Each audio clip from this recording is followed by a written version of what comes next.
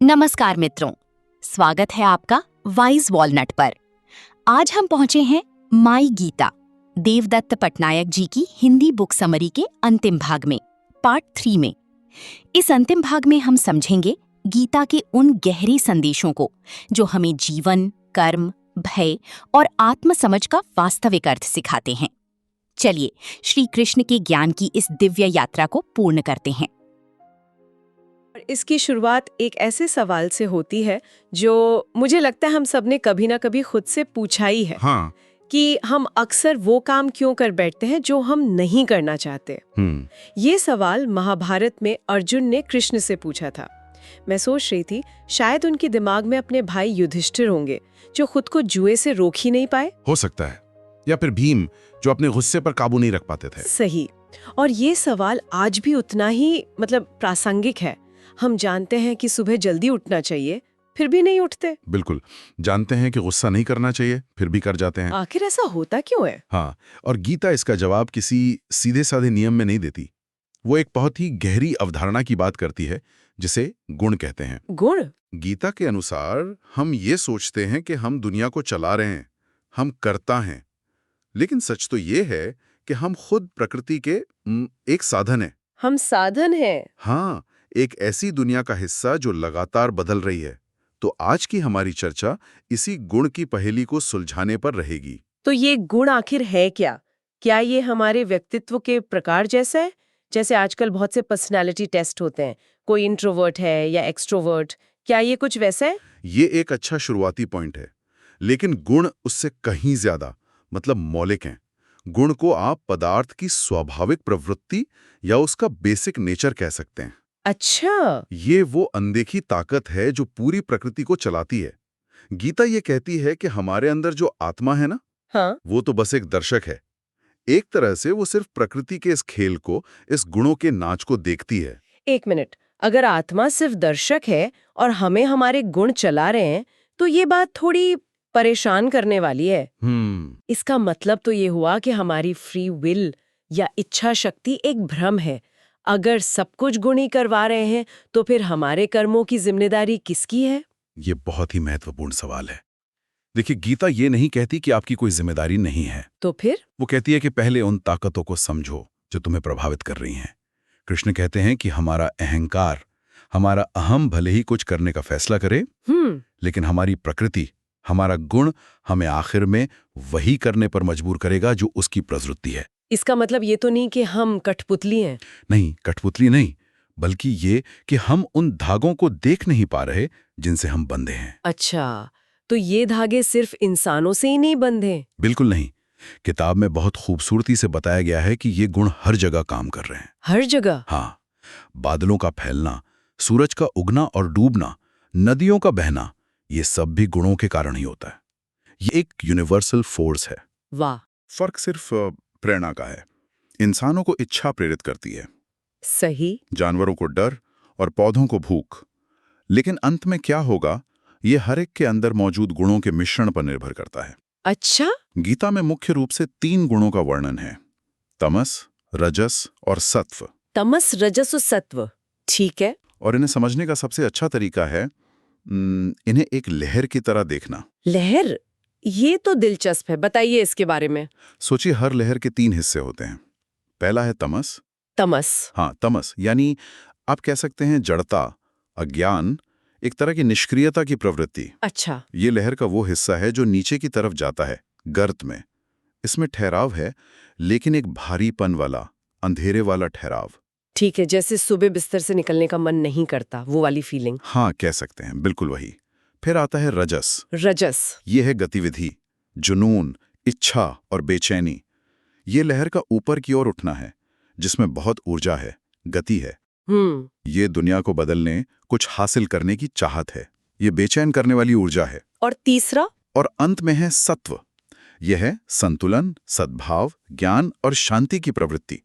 ये लहर का शिखर है, जहां उठने और गिरने के बीच एक पल का ठहराव आता है। एक ठहराव? हाँ, एक स्पष्टता, एक शांति। और जैसी एक लहर इन तीनों अवस्थाओं के बिना पूरी नहीं हो सकती, वैसे ही ये तीनों गुण भी एक दूसरे के बिना अधूरे हैं। बिल्कुल। अच्छा, तो जब मैं सुबह उठने में आलस करती हूँ, वो मेरा तमस गुण है।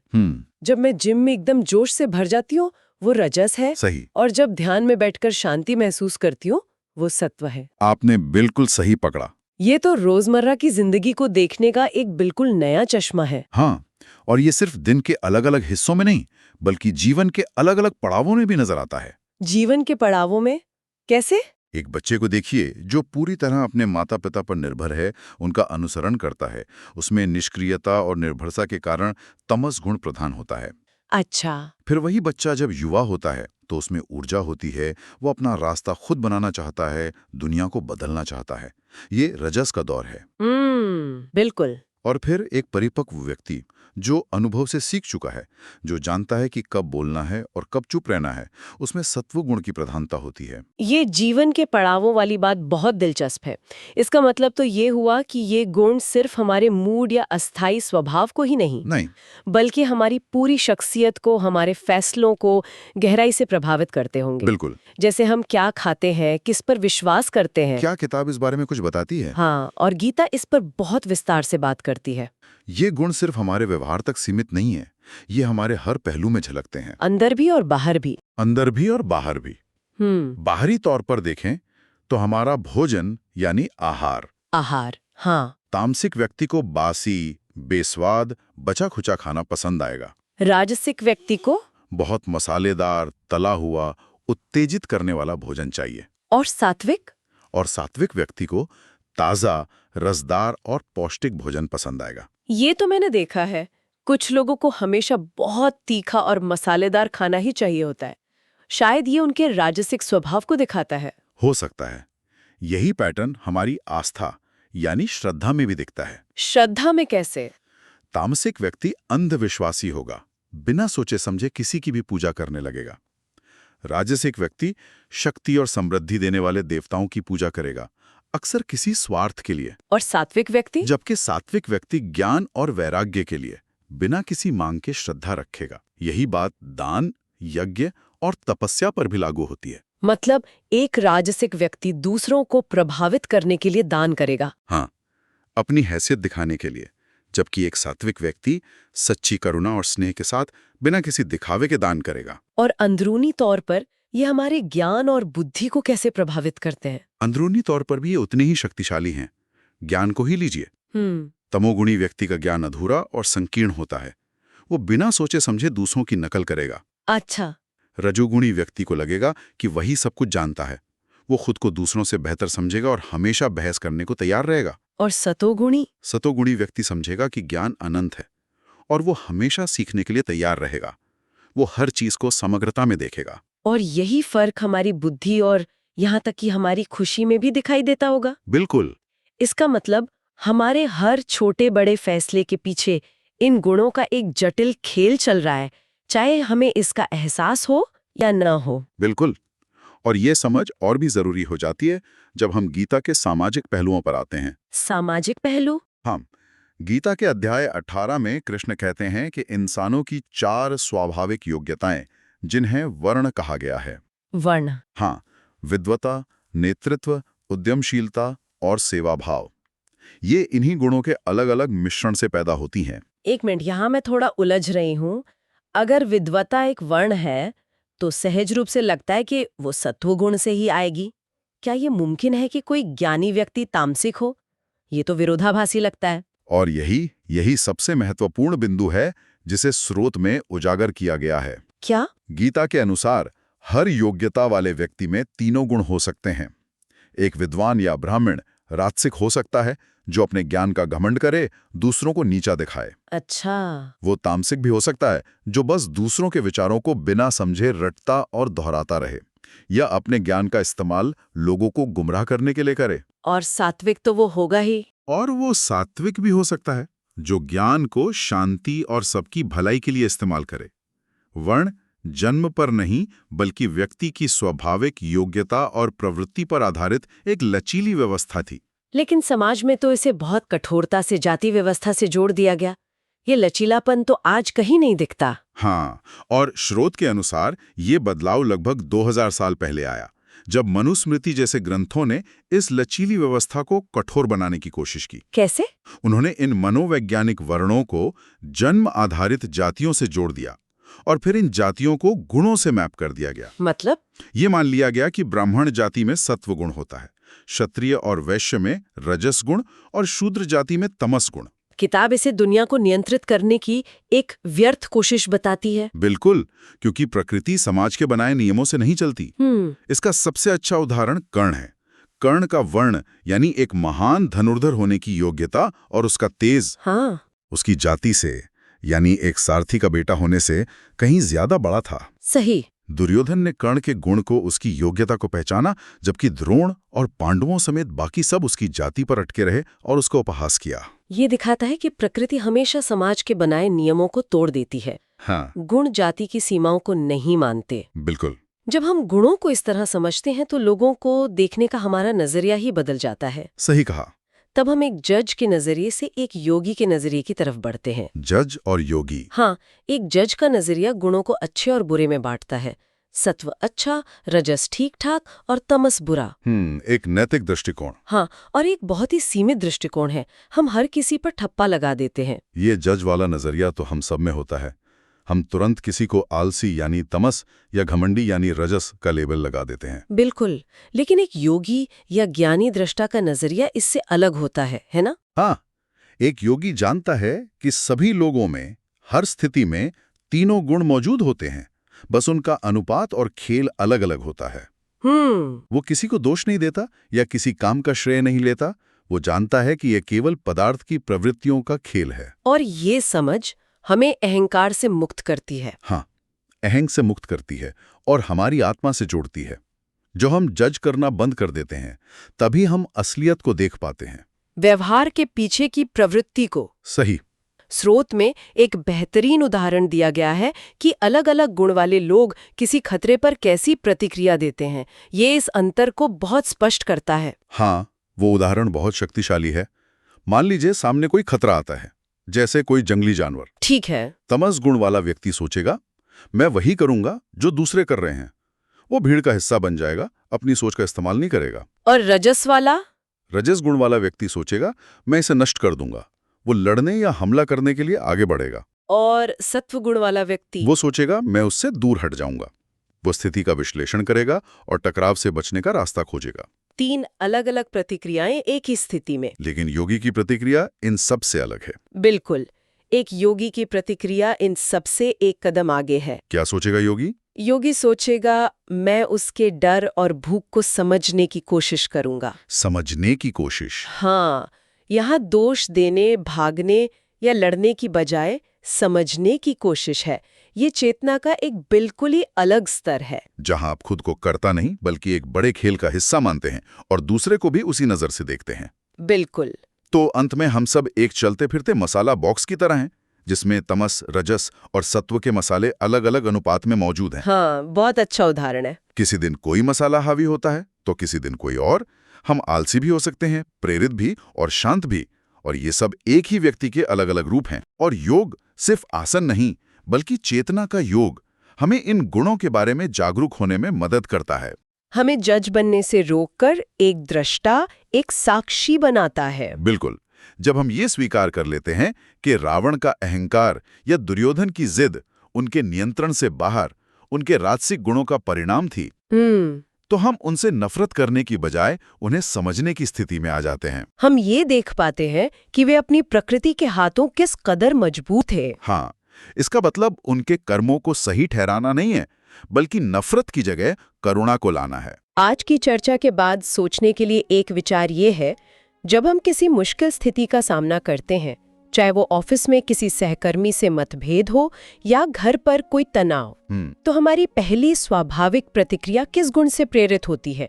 क्या हम बिना सोचे समझे दूसरों की नकल करते हैं या तुरंत हमला करने और खुद को सही साबित करने में लग जाते हैं? या फिर स्थिति से पीछे हटकर उसे शांत होने का इंतजार करते हैं, कुछ समझने की कोशिश करते हैं। आज हम एक बहुत ही गहरे और शायद थोड़े असहज करने वाले सवाल पर बात करेंगे। हमारी पहचान क्या है? क्या हम वो है जो हमारे पास है या हम कुछ और है?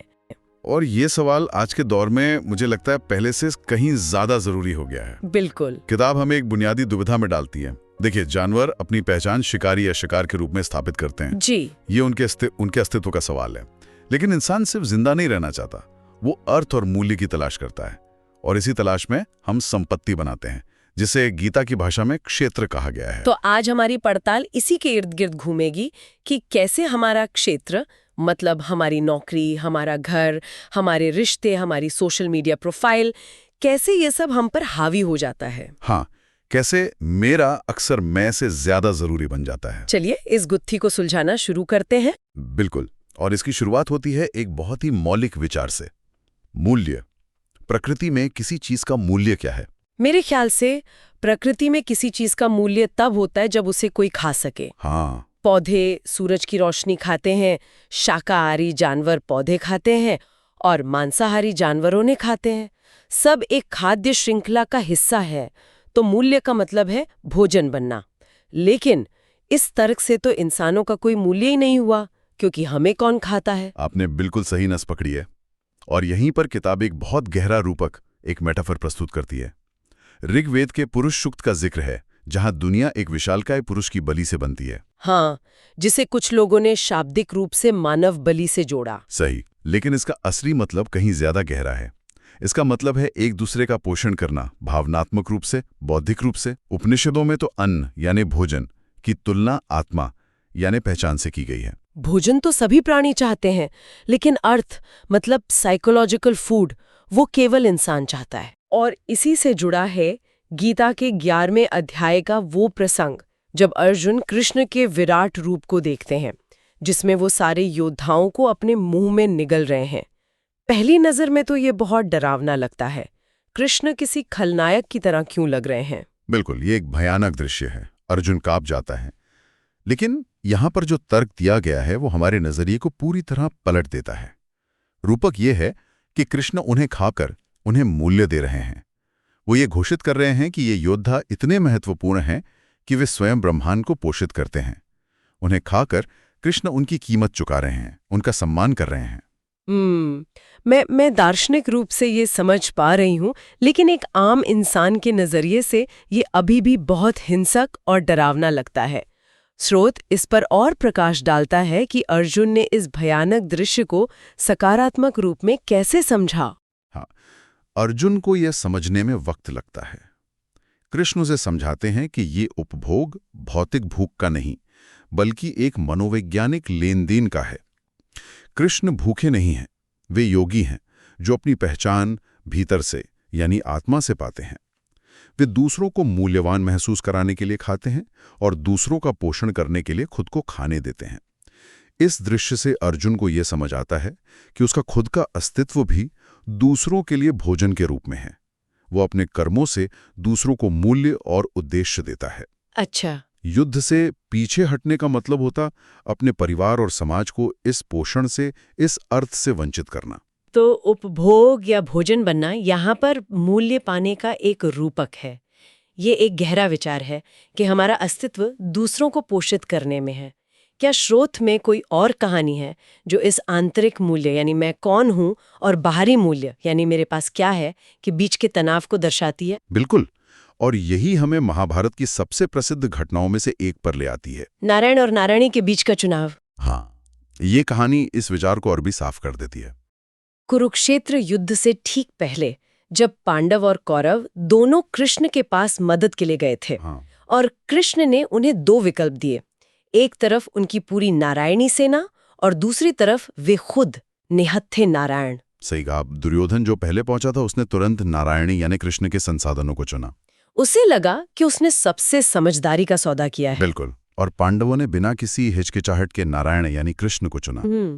यहाँ पर आकर्षक बात यह है कि नारायणी वो सब है जो कृष्ण के पास है। उनकी सेना, उनके हथियार, उनकी दौलत, ये मूर्त है, इसे गिना जा सकता है। हाँ। और नारायण वो है जो कृष्ण है, उनका ज्ञान, उनकी उपस्थिति, उनका सार।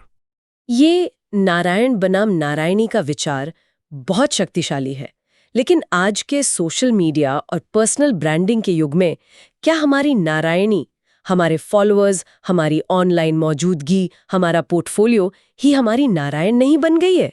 क्या ये भेद अब धुंधला नहीं हो गया है? ये आज के दौर का सबसे बड़ा सवाल है और किताब तो यही तर्क देती है कि समाज, चाहे वो अर्थशास्त्री हो, राजनेता हो या कोई कंपनी का HR मैनेजर हो, अक्सर नारायणी को ही देखता है। सही बात है। आपकी डिग्री, आपका पिछला वेतन, आपके कॉन्टैक्ट्स, वे आपके नारायण में कम ही दिलचस्पी रखते हैं। आपकी भूख क्या है, आपका डर क्या है, आपकी क्षमता क्या है।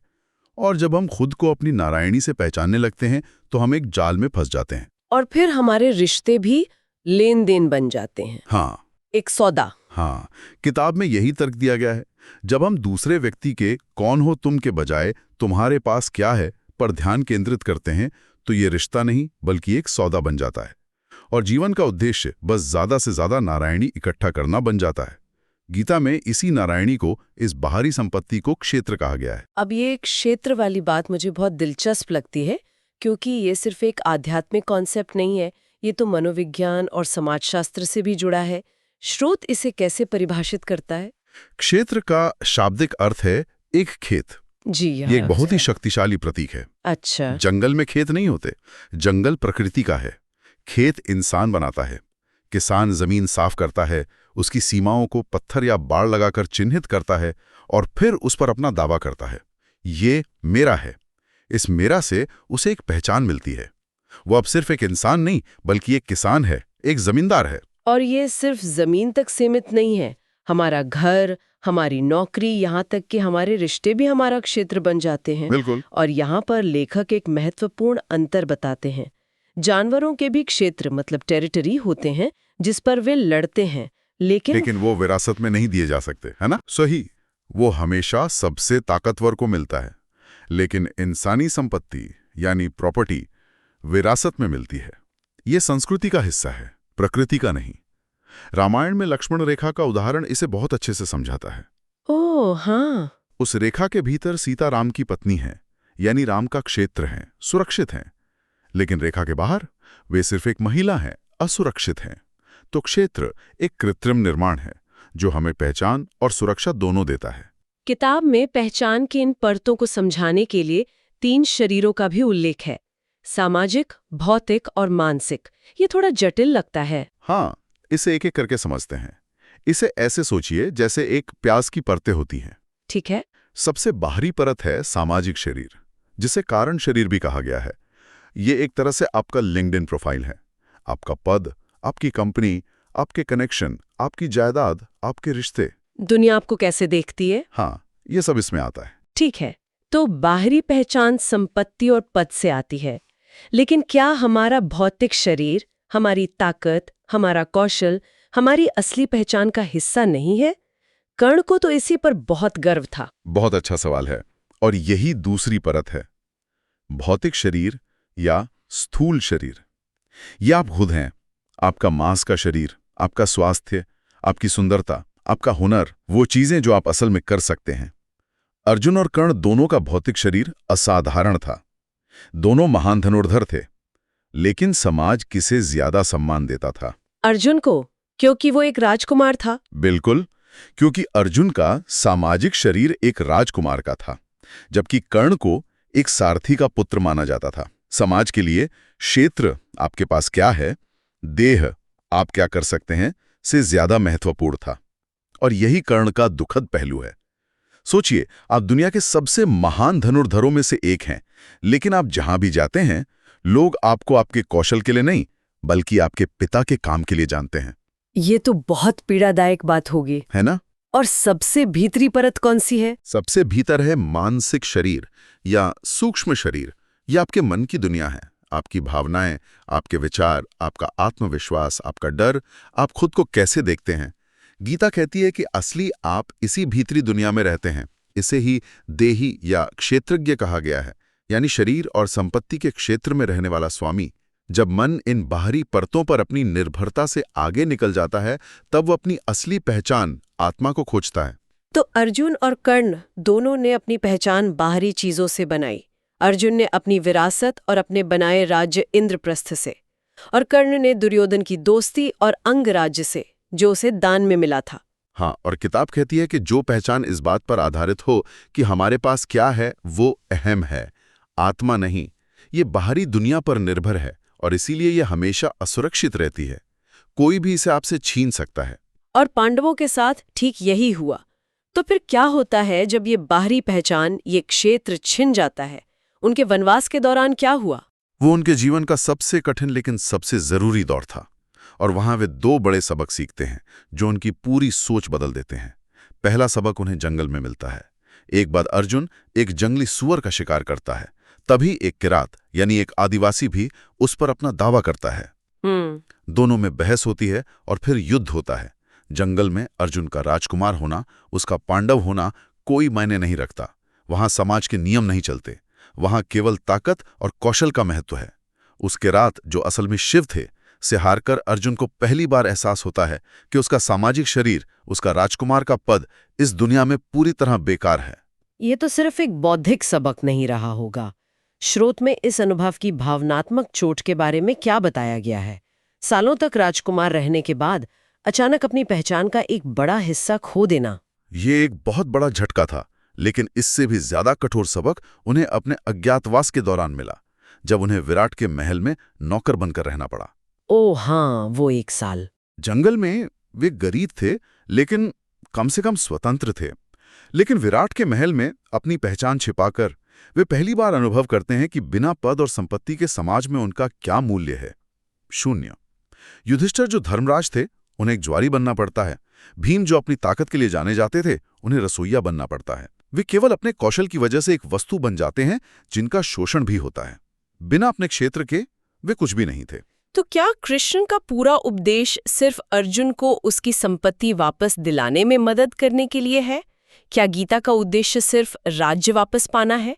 ये तो थोड़ा भौतिकवादी लगता है। यह एक बहुत ही महत्वपूर्ण बिंदु है और अक्सर लोग गीता को इसी तरह से गलत समझते हैं।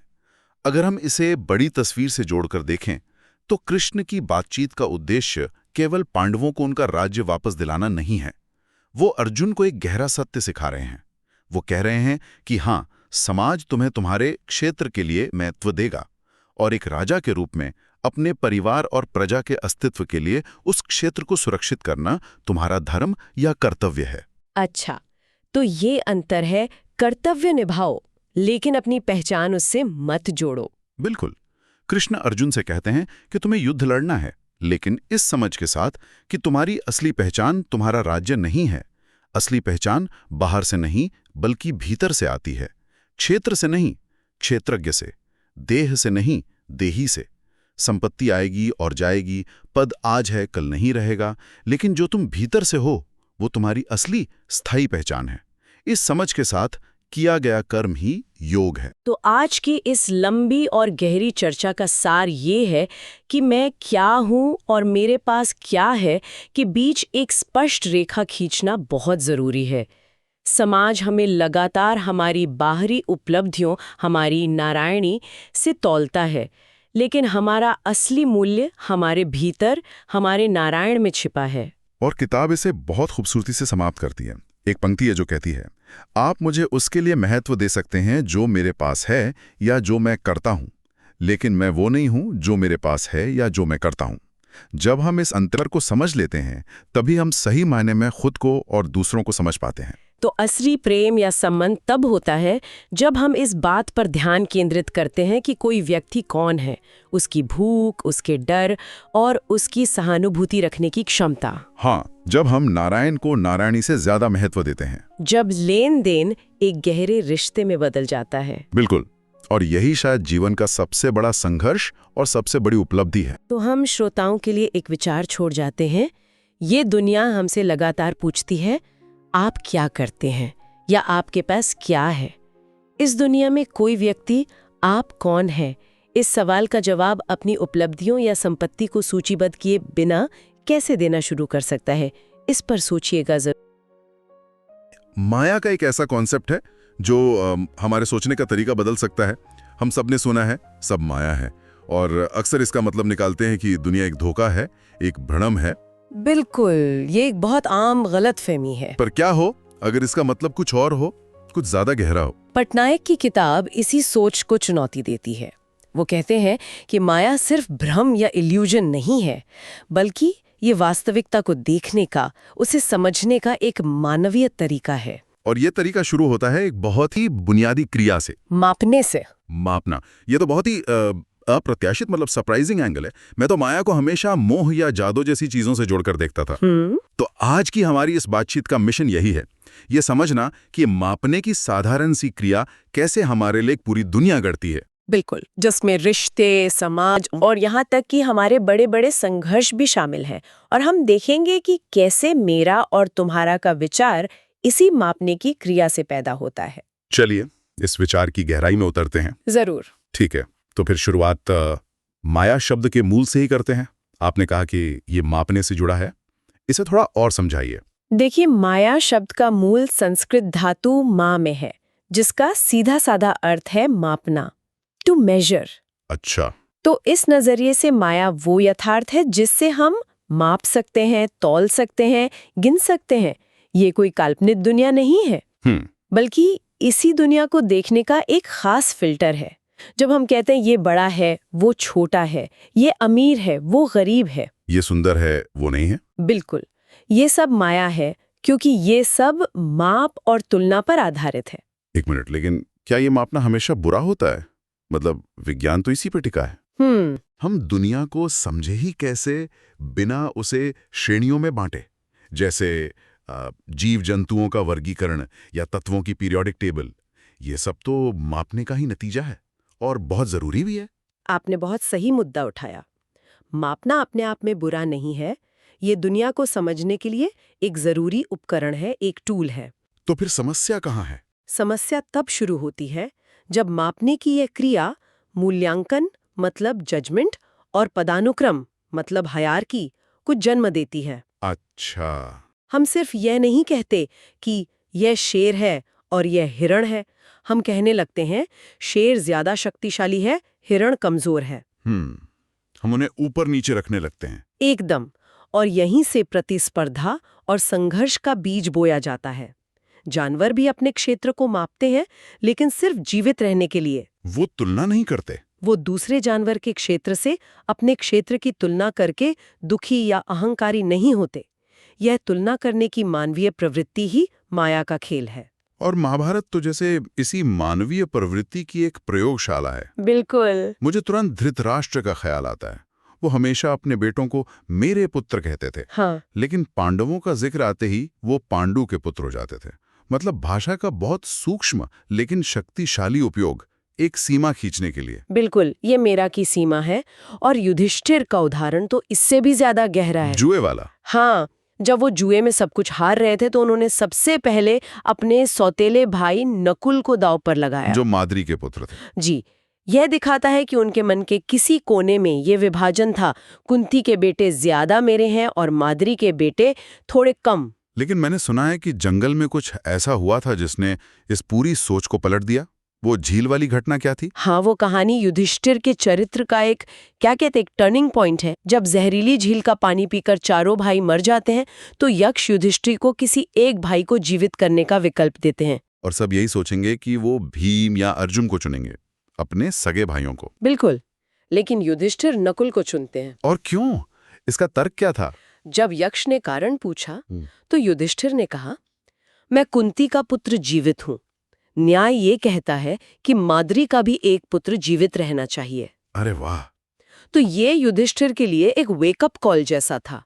उस संकट की घड़ी में उन्हें एहसास हुआ कि असली राजधर्म इन छोटी छोटी सीमाओं से, मेरा सगा भाई, मेरा सौतेला भाई, से कहीं बड़ा है। उन्होंने अपनी मेरा की सीमा का विस्तार किया। बिल्कुल।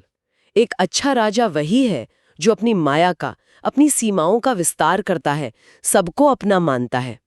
इसके ठीक विपरीत कर्ण हैं, जो अपनी पहचान की सीमा से कभी बाहर नहीं निकल पाए। हाँ, वो हमेशा यही सोचते रहे कि मैं सूत पुत्र हूँ, और इसी माप ने उन्हें जीवन भर सीमित रखा। तो ये मेरा और तेरा की सीमाएं ही संघर्ष पैदा करती हैं।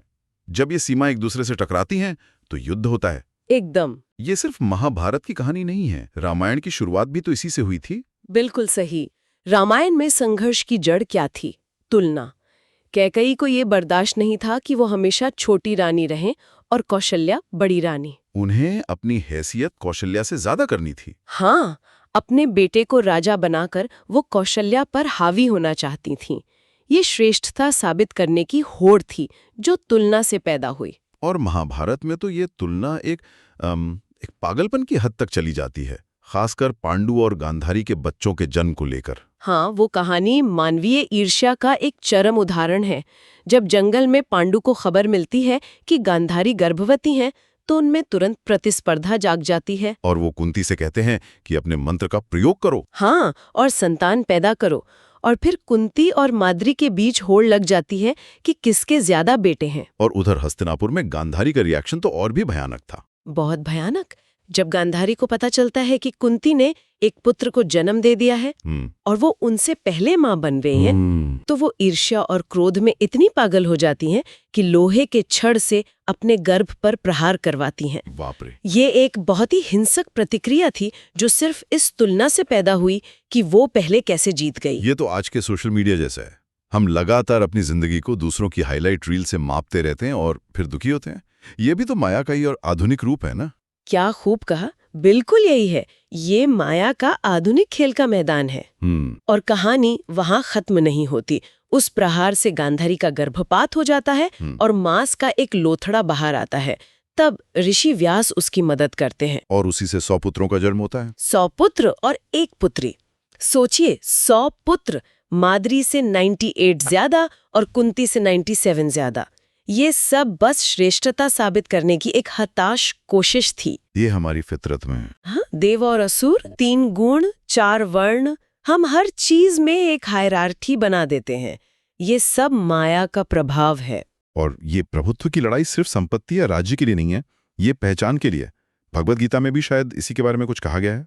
हाँ, गीता का एक अंश कहता है कि जो लोग इस माया में, इस मापने और तुलना करने के जाल में फंसे रहते हैं, वो राक्षसी प्रवृत्ति के होते हैं। ऐसा क्यों? ऐसा इसलिए क्योंकि वे आत्मा की, यानी मैं की उस असलियत को नकार देते हैं जिसे मापा या तौला नहीं जा सकता। वो अपनी कीमत अपनी संपत्ति, अपने पद, अपनी उपलब्धियों से आंकते हैं, जो सब भारी और मापने योग्य चीजें हैं। बिल्कुल, वे अपने असीम अनमोल स्वरूप को भूल जाते हैं। पुराणों में नारद का पात्र मुझे हमेशा बहुत दिलचस्प लगता है। वो तो जैसे इसी माया के एजेंट है जो हर जगह संघर्ष का बीज बोते फिरते हैं। नारद इस पूरी प्रक्रिया के प्रतीक हैं। वो घर घर जाकर क्या करते हैं? तुलना। हाँ, वो कहते हैं उसका महल तुम्हारे महल से बड़ा है, उसकी पत्नी तुम्हारी पत्नी से ज्यादा सुंदर है, उसका बेटा तुम्हारे बेटे से ज्यादा प्रतिभाशाली है। वो लोगों को नारायणी में उलझा देते हैं। नारायणी मतलब क्षेत्र, यानी भौतिक दुनिया जैसे मापा जा सकता है। और लोग नारायण को भूल जाते हैं। ठीक कहा, नारायण मतलब क्षेत्रज्ञ, यानी वो जो क्षेत्र को जानता है, भीतर का वो असीम तत्व जिसे मापा नहीं जा सकता। और नारद नारायण नारायण जपते हुए चले जाते हैं। हाँ, लेकिन कोई उनकी सुनता नहीं, क्योंकि सब अपने अपनी नारायणी को मापने में व्यस्त हैं। लेकिन ये तो माया का एक बहुत ही विनाशकारी रूप है। क्या इसका कोई रचनात्मक, कोई पॉजिटिव पहलू भी है? बिल्कुल है, और इसका सबसे अद्भुत उदाहरण कृष्ण को तौलने की कहानी है। अच्छा, ये कहानी दिखाती है कि माया सिर्फ तोड़ती नहीं, जोड़ती भी है। ये मूल्य पैदा करती है। हाँ, ये मेरी पसंदीदा कहानियों में से एक है। जब नारद कृष्ण को मांग लेते हैं और रानियां बदले में उनके वजन के बराबर सोना देने को तैयार होती हैं। सत्यभामा, जिन्हें अपनी संपत्ति पर बहुत घमंड था, अपना सारा सोना, सारे गहने तराजू पर रख देती हैं। और होता क्या है? कृष्ण का पलड़ा टस से मस नहीं होता, वो भारी ही रहता है। सत्यभामा हैरान हो जाती हैं। उनकी सारी संपत्ति, जिसे वो इतना मूल्यवान समझती थी, कृष्ण के सामने तुच्छ साबित हो जाती है। फिर रुक्मणी आती हैं और वो तराजू पर सिर्फ एक तुलसी का पत्ता रखती हैं, प्रेम और भक्ति के साथ। और पलड़ा तुरंत उनकी तरफ झुक जाता है। तार्किक रूप से यह असंभव है। एक पत्ता एक इंसान से भारी कैसे हो सकता है? यही तो माया की रचनात्मक शक्ति है। इस कहानी का संदेश क्या है? मूल्य किसी चीज में होता नहीं है, बल्कि हम उसमें डालते हैं। हमारी भावना, हमारा प्रेम, हमारी कल्पना एक मामूली से पत्ते को दुनिया के सारे सोने से ज्यादा कीमती बना सकती है। ये तो आज के कंज्यूमरिस्ट कल्चर पे भी एक बहुत बड़ा कमेंट है। बिल्कुल, जहां चीजों की कीमत टैग से तय होती है, भावना से नहीं। यही मानवीय कल्पना की शक्ति है। हम एक पत्थर को पूजकर उसे भगवान बना सकते हैं। ये ईश्वर की दी हुई माया की शक्ति है। ये अद्भुत है। तो माया एक दोधारी तलवार की तरह है। ये हमें विभाजित भी कर सकती हैं और एकजुट भी। हाँ, जैसे दुर्योधन ने कर्ण, जो एक सारथी का बेटा था, को अपनी मेरा की सीमा में शामिल कर लिया, उसे अपना सबसे करीबी दोस्त बनाया। लेकिन अपने ही चचेरे भाई अर्जुन को उस सीमा से बाहर कर दिया। इसीलिए आम बोलचाल की भाषा में माया का एक मतलब स्नेह भी होता है। अच्छा, माँ की अपने बच्चे के लिए जो माया होती है। हाँ, वो एक बंधन है, एक माप है, लेकिन ये एक रचनात्मक और जरूरी बंधन है। तो इसका मतलब जब कोई कहता है सब माया है, तो उसका मतलब ये नहीं है कि दुनिया झूठी है या उसका कोई अस्तित्व नहीं है। नहीं, उसका मतलब ये है कि दुनिया का मूल्य हमारे नजरिए पर निर्भर करता है। दुनिया वैसी ही है जैसी हम उसे मापते हैं या कल्पना करते हैं। वेदांत का एक प्रसिद्ध सूत्र है, जगत मिथ्या ब्रह्म सत्य। लोग अक्सर मिथ्या का अनुवाद भ्रम या असत्य करते हैं। हाँ, इल्यूजन। पर एक ज्यादा गहरा अर्थ है। मिथ्या का मतलब है एक मापी हुई व्यक्तिपरक सच्चाई, अ सब्जेक्टिव मेजर्ड ट्रूथ। इसे किसी आसान उदाहरण से समझा सकते हैं। जरूर।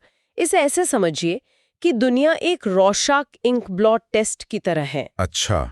कागज पर स्याही का धब्बा ब्रह्म सत्य है, वो बस है जैसा है। लेकिन कोई उसमें तितली देखता है, कोई राक्षस, कोई फूल। ये तितलियां राक्षस हमारी मिथ्या है। एकदम, ये हमारी बनाई हुई, मापी हुई, अर्थ दी हुई सच्चाई है। धब्बा सच है, लेकिन तितली एक अधूरा व्यक्तिपरक सच है। इसी तरह हम अपने जीवन में खुशी और अवसाद का निर्माण करते हैं, इस आधार पर कि हम दुनिया के धब्बों को कैसे मापते हैं और क्या अर्थ देते हैं। तो आज की इस पूरी बातचीत को अगर समेटना हो तो सार ये है कि माया सिर्फ एक भ्रम नहीं है जिसे हमें दूर करना है। नहीं, ये मापने, तुलना करने और दुनिया को अर्थ देने की एक बहुत शक्तिशाली मानवीय क्षमता है। हाँ, ये एक दुधारी तलवार है। जब हम अपनी पहचान और अपना मूल्य दूसरों से तुलना करके तय करते हैं, तो यही माया हमें ईर्ष्या, असुरक्षा और संघर्ष में फंसा देती है। लेकिन यही माया हमें प्रेरणा भी दे सकती है, महान लक्ष्य बनाने में मदद कर सकती है, रिश्तों को गहरा कर सकती है, और एक साधारण पत्थर में भी ईश्वर को देखने की शक्ति दे सकती है। बिल्कुल।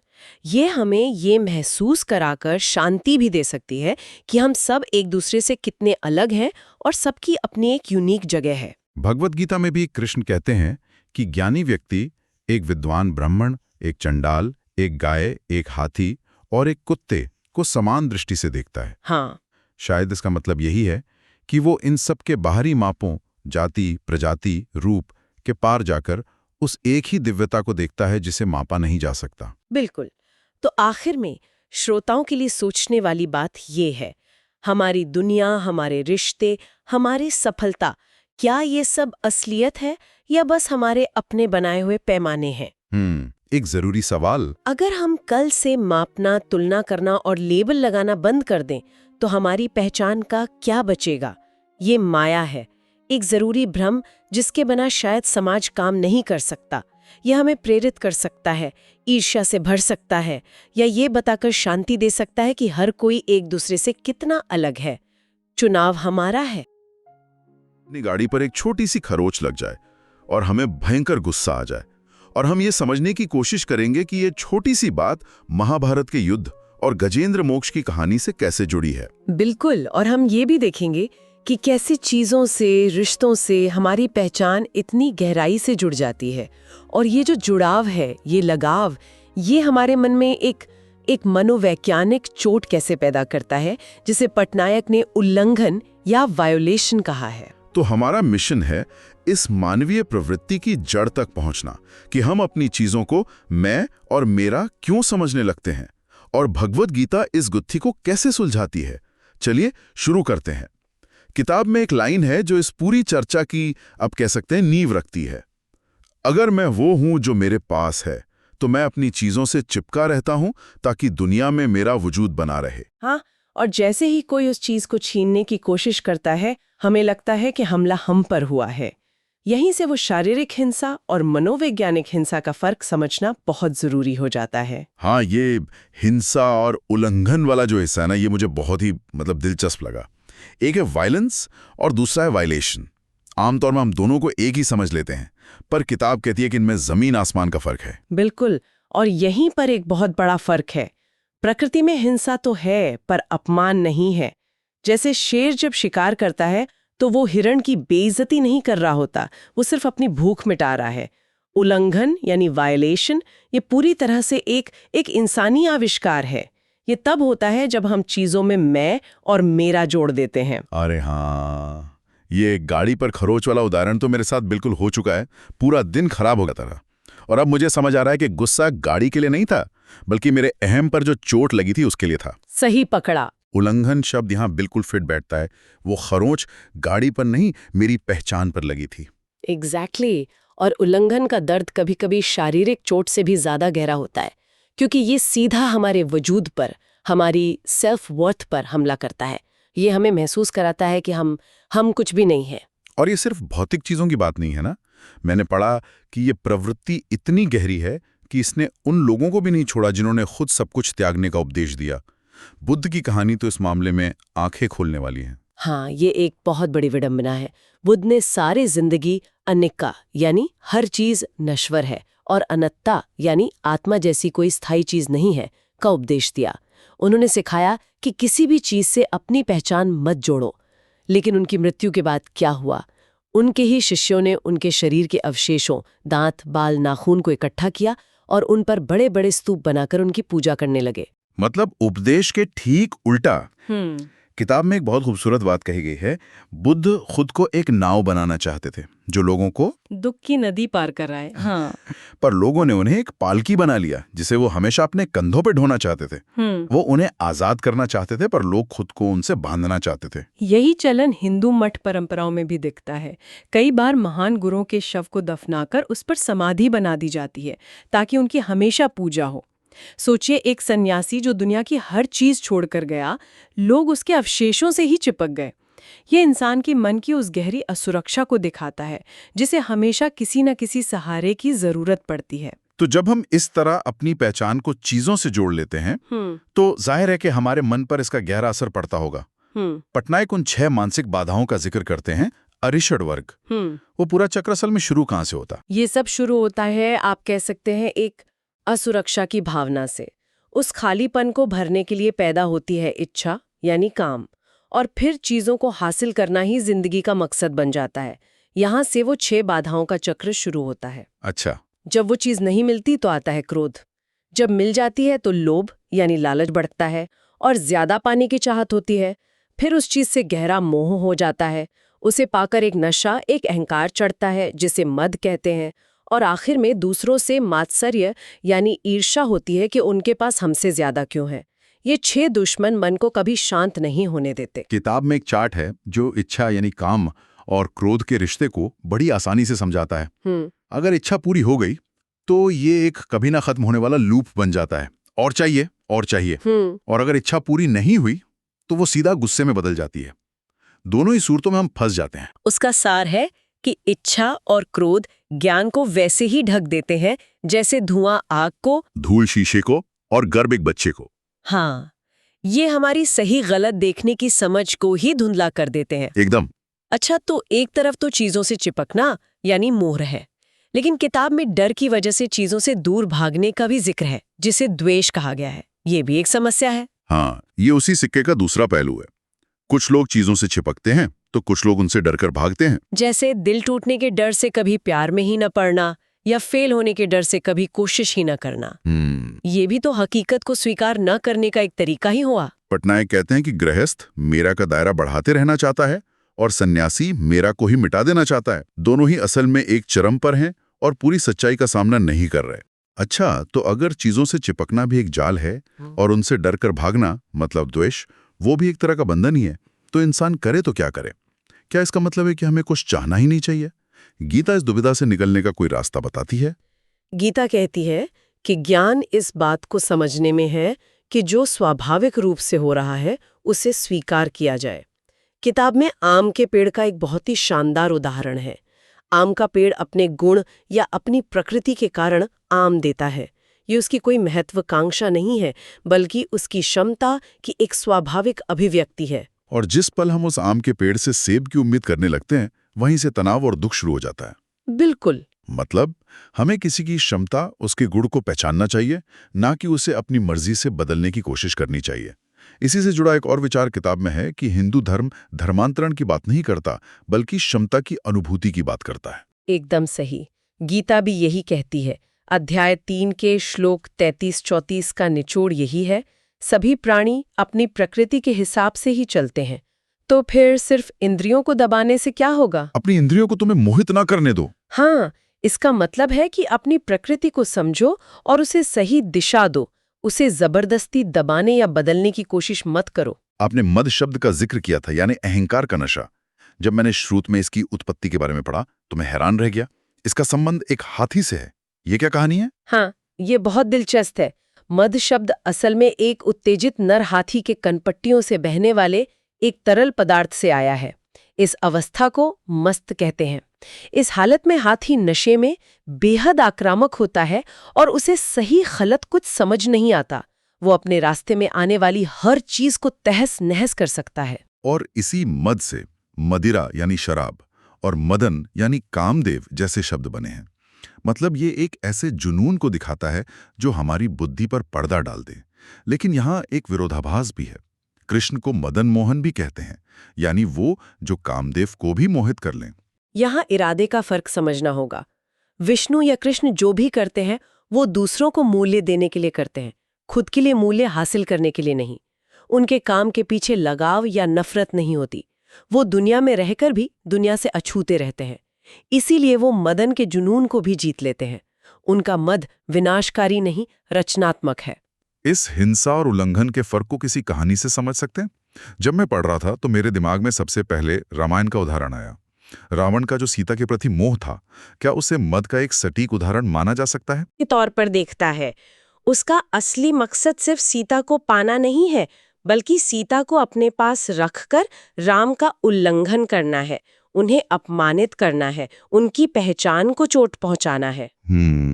इसके ठीक उलट राम सीता को अपनी संपत्ति नहीं बल्कि अपनी जिम्मेदारी मानते हैं। इसीलिए तो युद्ध जीतने के बाद वो सीता को ये विकल्प देते हैं कि वो जहां चाहें जा सकती हैं। वो उन्हें अपनी इच्छा से बांधते नहीं हैं। और महाभारत में? वहां तो ऐसे उदाहरण भरे पड़े होंगे।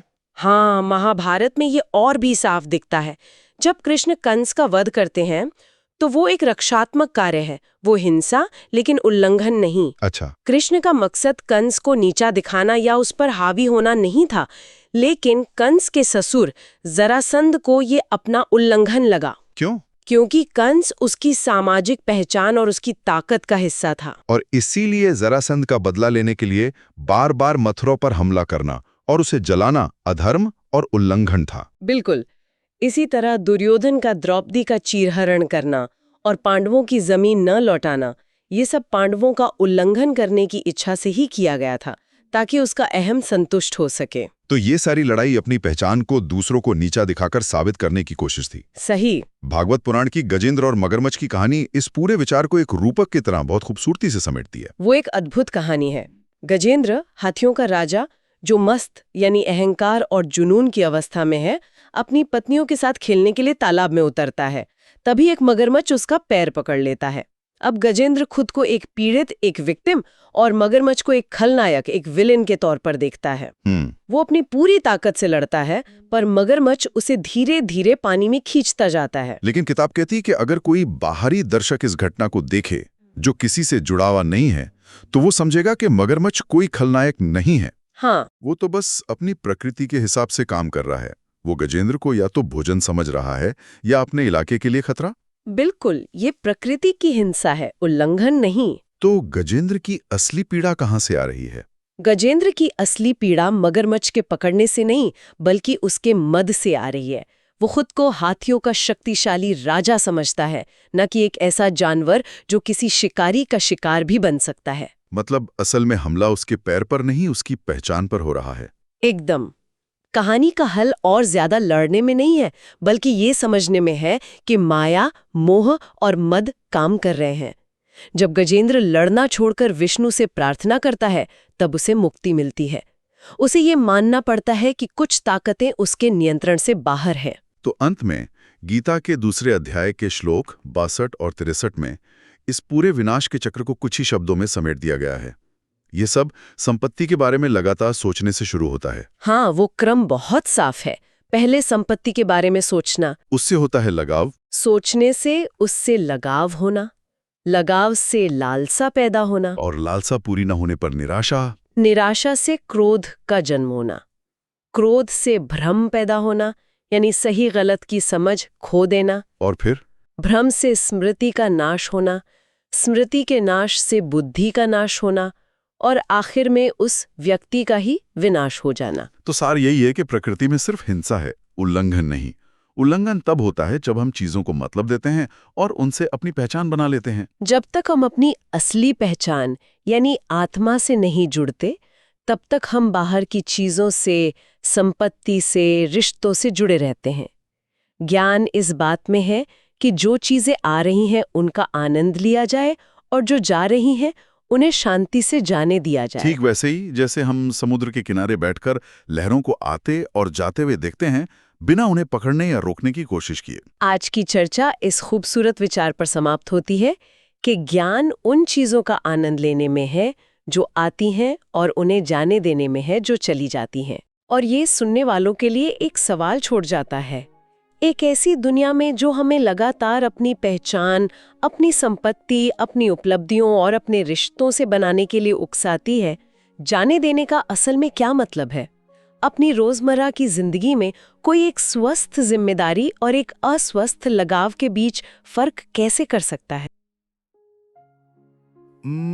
पता है, आमतौर पर जब हम किसी कांच के किसी बहुत ही कीमती ग्लास को हाथ में लेते हैं ना, तो अंदर एक अजीब सा डर बैठ जाता है। हाँ बिल्कुल, वो टूटने का डर। सही कहा। हम सोचते हैं कि यार कहीं ये गिरकर टूट ना जाए, और इसी डर के मारे हम उसे अपनी मुट्ठी में बहुत कसकर पकड़ लेते हैं, इतनी जोर से भींच लेते हैं कि हाँ, हमें लगता है कि हम उसे सुरक्षित कर रहे हैं। लेकिन कभी कभी हमारी पकड़ इतनी सख्त हो जाती है कि वो नाजुक कांच हमारे ही हाथों के दबाव से चटकने लगता है, हम ही उसे तोड़ देते हैं। ये बहुत ही सटीक उदाहरण दिया आपने। अगर हम इस घटना का थोड़ा मनोवैज्ञानिक विश्लेषण करें, तो उस गिलास के टूटने का असली कारण कोई बाहरी ताकत नहीं होती। हमारी अपनी लापरवाही भी नहीं होती। बिल्कुल नहीं। उसका कारण हमारा अपना वो गहरा डर होता है जो हमें उस गिलास को जरूरत से ज्यादा कसकर पकड़ने पर मजबूर कर देता है। डर ही उस विनाश का असली कारण बन जाता है। और सबसे बड़ी विडंबना देखिए, ये डर सिर्फ भौतिक चीजों तक या किसी कांच के ग्लास तक सीमित नहीं है। हाँ, ये तो हमारी पूरी जिंदगी में फैला हुआ है। एकदम। अगर हम इंसानी फितरत को जरा करीब से देखें ना, तो हम पाएंगे कि हम अपने बैंक बैलेंस, अपनी सामाजिक हैसियत और यहाँ तक कि अपने सबसे करीबी रिश्तों को भी बिल्कुल उसी ग्लास की तरह मुट्ठी में भींच कर रखना चाहते हैं। क्योंकि हमें हमेशा एक खौफ रहता है। बिल्कुल। इंसान के अवचेतन मन में हमेशा ये खौफ मंडराता रहता है कि यार अगर मेरी पकड़ जरा भी ढीली हुई तो सब कुछ बिखर जाएगा, हम अकेले रह जाएंगे। सही बात है।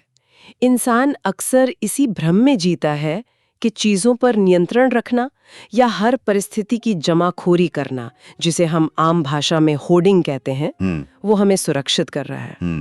एक झूठा एहसास। हाँ। जबकि मनोविज्ञान और अध्यात्म दोनों के नजरिए से देखें तो ये अत्यधिक नियंत्रण असल में हमारे अंदर की एक बहुत गहरी असुरक्षा का लक्षण है। हम एक ऐसे जाल में फंस जाते हैं जहां हमें लगता है कि दुनिया को मुट्ठी में कैद कर लेंगे तो हम सेफ हो जाएंगे। कैसे इंसान की यही असुरक्षा और डर उसे चीजों से चिपकने या क्लिंग करने पर मजबूर करते हैं, और कैसे हम इससे आजाद हो सकते हैं। हाँ, और उससे भी अहम बात ये समझना है कि मोक्ष का या मुक्ति का असली अर्थ सब कुछ छोड़कर जंगलों में भाग जाना नहीं है। बिल्कुल नहीं। त्याग कर सच्ची उदारता को अपनाना।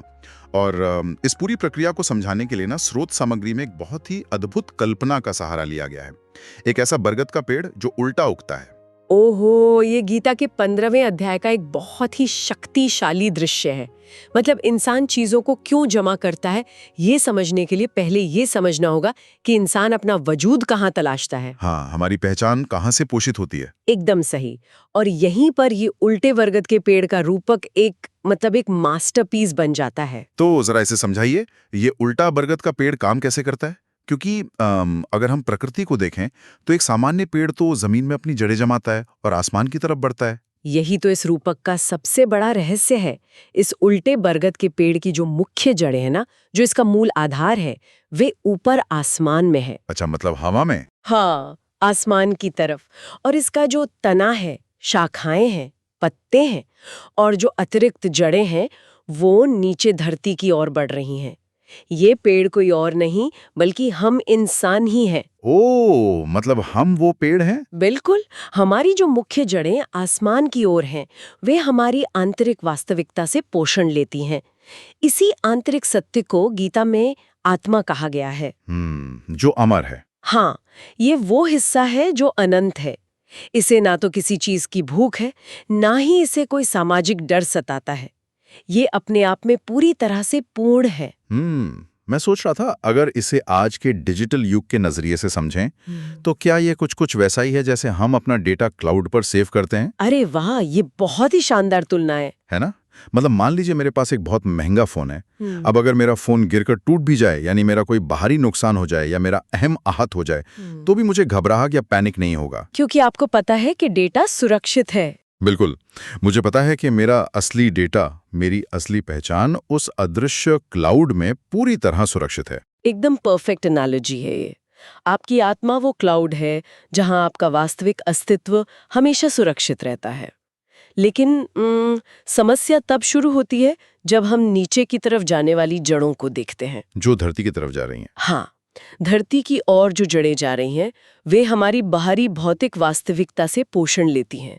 इसे अहम या ईगो कहा गया है। अच्छा, तो ये ईगो वाली जड़ें किस चीज से बनती हैं? ये जड़ें हमारे रिश्तों, हमारी संपत्तियों, हमारी इच्छाओं, हमारे पद और समाज में हमारी छवि से जुड़ी होती हैं।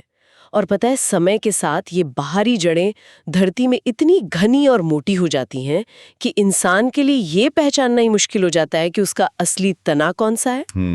मतलब हम उस क्लाउड वाले डेटा को भूल जाते हैं। बिल्कुल, हम आसमान वाली जड़ों को भूलकर पूरी तरह से इन जमीनी जड़ों पर निर्भर हो जाते हैं। पर यार, मुझे यहाँ एक बात समझ नहीं आ रही। अगर मैं अपनी इन बाहरी जड़ों को पूरी तरह से काट दूं, मतलब मैं अपने करियर, अपने बैंक बैलेंस या लोग मेरे बारे में क्या सोचते हैं, इस बात की परवाह करना ही छोड़ दूं, तो क्या मैं समाज में बहुत पीछे नहीं छूट जाऊंगा? ये एक बहुत ही स्वाभाविक सवाल है। मतलब अगर कोई इंसान अपनी महत्वाकांक्षाएं छोड़ दे, तो वो जीवन में आगे कैसे बढ़ेगा? क्या गीता का ये दर्शन ये कह रहा है कि हमें दुनियादारी पूरी तरह से छोड़ देनी चाहिए? नहीं, यहीं पर एक बहुत बड़ा पेंच है, और यही गीता के दर्शन को बाकी विचारों से अलग करता है। गीता दुनिया छोड़ने की वकालत बिल्कुल नहीं करती। तो फिर क्या कहती है? देखिए, अगर हम भगवान बुद्ध के मार्ग को देखें, तो उन्होंने इच्छा को ही दुखों का मूल कारण माना था, और इसलिए उन्होंने सांसारिक पहचान को ही नकारने की सलाह दी थी। लेकिन गीता ना दो तरह की पहचान की बात करती है, एक अंदर की और एक बाहर की। राइट। हाँ, गीता कहती है कि जो हमारी बाहरी पहचान है, अहम, वो हमारे डर और असुरक्षा से पैदा होती है, और जो हमारी आंतरिक पहचान है, आत्मा, वो ज्ञान से पैदा होती है। हमें दुनियादारी नहीं छोड़नी है, बल्कि ज्ञान की कुल्हाड़ी का उपयोग करके उन अतिरिक्त जड़ों को काटना है जो हमें बाहरी दुनिया का मोहताज बनाती हैं। ज्ञान की कुल्हाड़ी, ये सुनने में तो बहुत ही प्रभावशाली लगता है, लेकिन असल जिंदगी में हम इस कुल्हाड़ी को चलाते कैसे हैं? इसका कोई व्यवहारिक उदाहरण है? हाँ बिल्कुल, इसे ऐसे समझते हैं।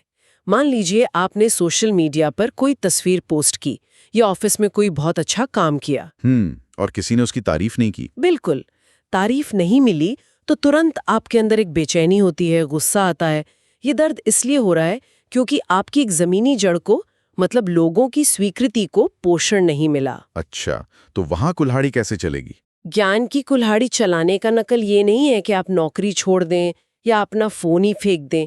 इसका मतलब है उस पल में रुककर खुद को ये याद दिलाना कि आपका असली मूल्य इस बात पर निर्भर नहीं करता कि दूसरे आपके बारे में क्या सोचते हैं। क्योंकि मेरी मुख्य जड़ें आसमान में हैं, मेरा क्लाउड डेटा सुरक्षित है। एकदम सही। जब हम लगातार खुद को इस बात के प्रति जागरूक करते हैं ना, तो धीरे धीरे बाहरी वैलिडेशन की वो जड़ खुद ही सूखने लगती है। वाह! तो जब किसी इंसान को ये गहरा एहसास हो जाता है कि उसकी असली जड़ें आसमान में सुरक्षित हैं, तो उसका दुनिया के साथ बर्ताव कैसे बदलता है? बहुत बड़ा बदलाव आता है। मेरा अंदाजा है कि जब इंसान के भीतर से खोने का डर खत्म होता है, तो चीजों को मुट्ठी में भींचने की आदत, मतलब वो होर्डिंग भी खत्म हो जाती होगी। ये एकदम सही निष्कर्ष है। मानव मनोविज्ञान इसी तर्ज पर काम करता है। जब हमारे भीतर असुरक्षा होती है, तो हम अपनी अहमियत साबित करने के लिए बाहरी वैलिडेशन ढूंढते हैं, और वही हमें चीजों से चिपकाए रखता है। हाँ, जिसे मोह कहते हैं। और यही मोह अंततः जमाखोरी में बदल जाता है। हम हर चीज पर कब्जा करना चाहते हैं, लेकिन इसके ठीक विपरीत जब हम आंतरिक रूप से सुरक्षित होते हैं तो हम बाहरी वैलिडेशन की चिंता नहीं करते। तब हम चीजों को जाने देने यानी लेट गो करने की कला सीख जाते हैं। मोक्ष का असली अनुभव यही है। और क्या यही मोक्ष हमें उदारता की तरफ ले जाता है? क्योंकि अगर हमारी जड़ें सच में आसमान में सुरक्षित हैं तो इसका सबसे पहला असर हमारे व्यवहार पर इस बात में दिखेगा कि हम दुनिया को क्या और कैसे देते हैं। बिल्कुल, इस दर्शन का ये सबसे खूबसूरत पहलू है। कोई व्यक्ति मोक्ष के कितने करीब है, इसका एक बहुत बड़ा संकेत ये है कि वो दूसरों को कैसे देता है। लेन देन का तरीका, राइट? हाँ, हमारा लेन देन का तरीका हमारी आंतरिक अवस्था का सबसे बड़ा आईना है।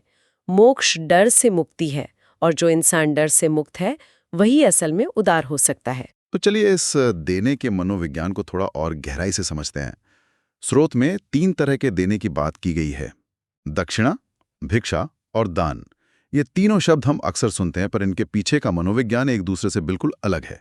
बहुत अलग है। अगर मैं पहले प्रकार यानी दक्षिणा की बात करूं तो ये क्या है? देखिए, दक्षिणा विशुद्ध रूप से एक व्यापारिक या व्यवहारिक लेन देन है। ये किसी सेवा के बदले किया गया उचित भुगतान है। मतलब एक फीस की तरह। हाँ, इसमें एक कर्ज चुकाया जाता है। मैंने आपके लिए कोई काम किया, आपने मुझे दक्षिणा दी, और इसके बाद हमारा कोई दायित्व नहीं बचता। ये एक साफ सुथरा लेन देन है जहाँ भावनाओं या किसी एहसान का कोई स्थान नहीं होता। अच्छा, तो अगर दक्षिणा एक सीधा व्यापार है तो फिर ऐसा भी दान होता होगा जहां हम पैसे तो दे रहे हैं लेकिन अंदर ही अंदर हमारी कुछ उम्मीदें छिपी होती हैं। बिल्कुल होता है। जैसे अगर हम आज के समाज को देखें तो बहुत सी जगह जिसे हम बड़े गर्व से चैरिटी कहते हैं, जहां अस्पतालों या स्कूलों की दीवारों पर दान देने वालों के नाम बड़े बड़े सोने के अक्षरों में उकेरे जाते हैं, क्या इसे ही भिक्षा कहा गया है? ये बहुत ही सटीक विश्लेषण है। हाँ, भिक्षा वो चैरिटी है जिसके बदले में कोई भौतिक वस्तु तो नहीं मांगी जाती, लेकिन बहुत कुछ और मांगा जाता है। जैसे नाम, रुतबा। बिल्कुल, इसमें सम्मान, रुतबा, समाज की वाहवाही या यहाँ तक कि भगवान से आशीर्वाद की उम्मीद छिपी होती है। गीता के अनुसार ये वो दान है जिसमें देने वाले का अहम पोषित होता है। इसे राजसिक दान की श्रेणी में रखा जाता है, क्योंकि इसमें कोई ना कोई स्वार्थ शामिल है। पर यार, यहाँ मैं थोड़ी असहमति जताना चाहूंगा, या कहूँ कि मेरा एक सवाल है। हाँ, बताइए। क्या एक इंसान के लिए 100% सात्विक दान करना संभव भी है?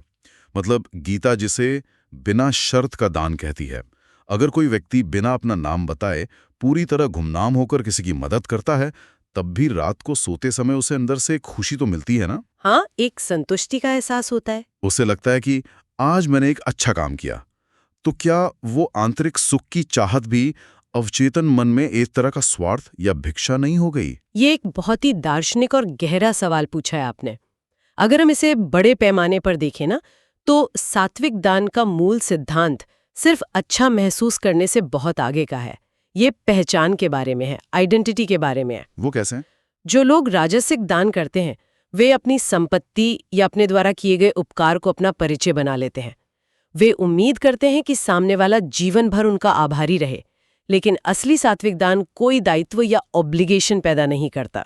मतलब कोई उम्मीद नहीं रहती। बिल्कुल, सात्विक दान करने वाले के लिए धन और शक्ति केवल जीवन को आरामदायक बनाने और दूसरों की मदद करने के उपकरण है, टूल्स है।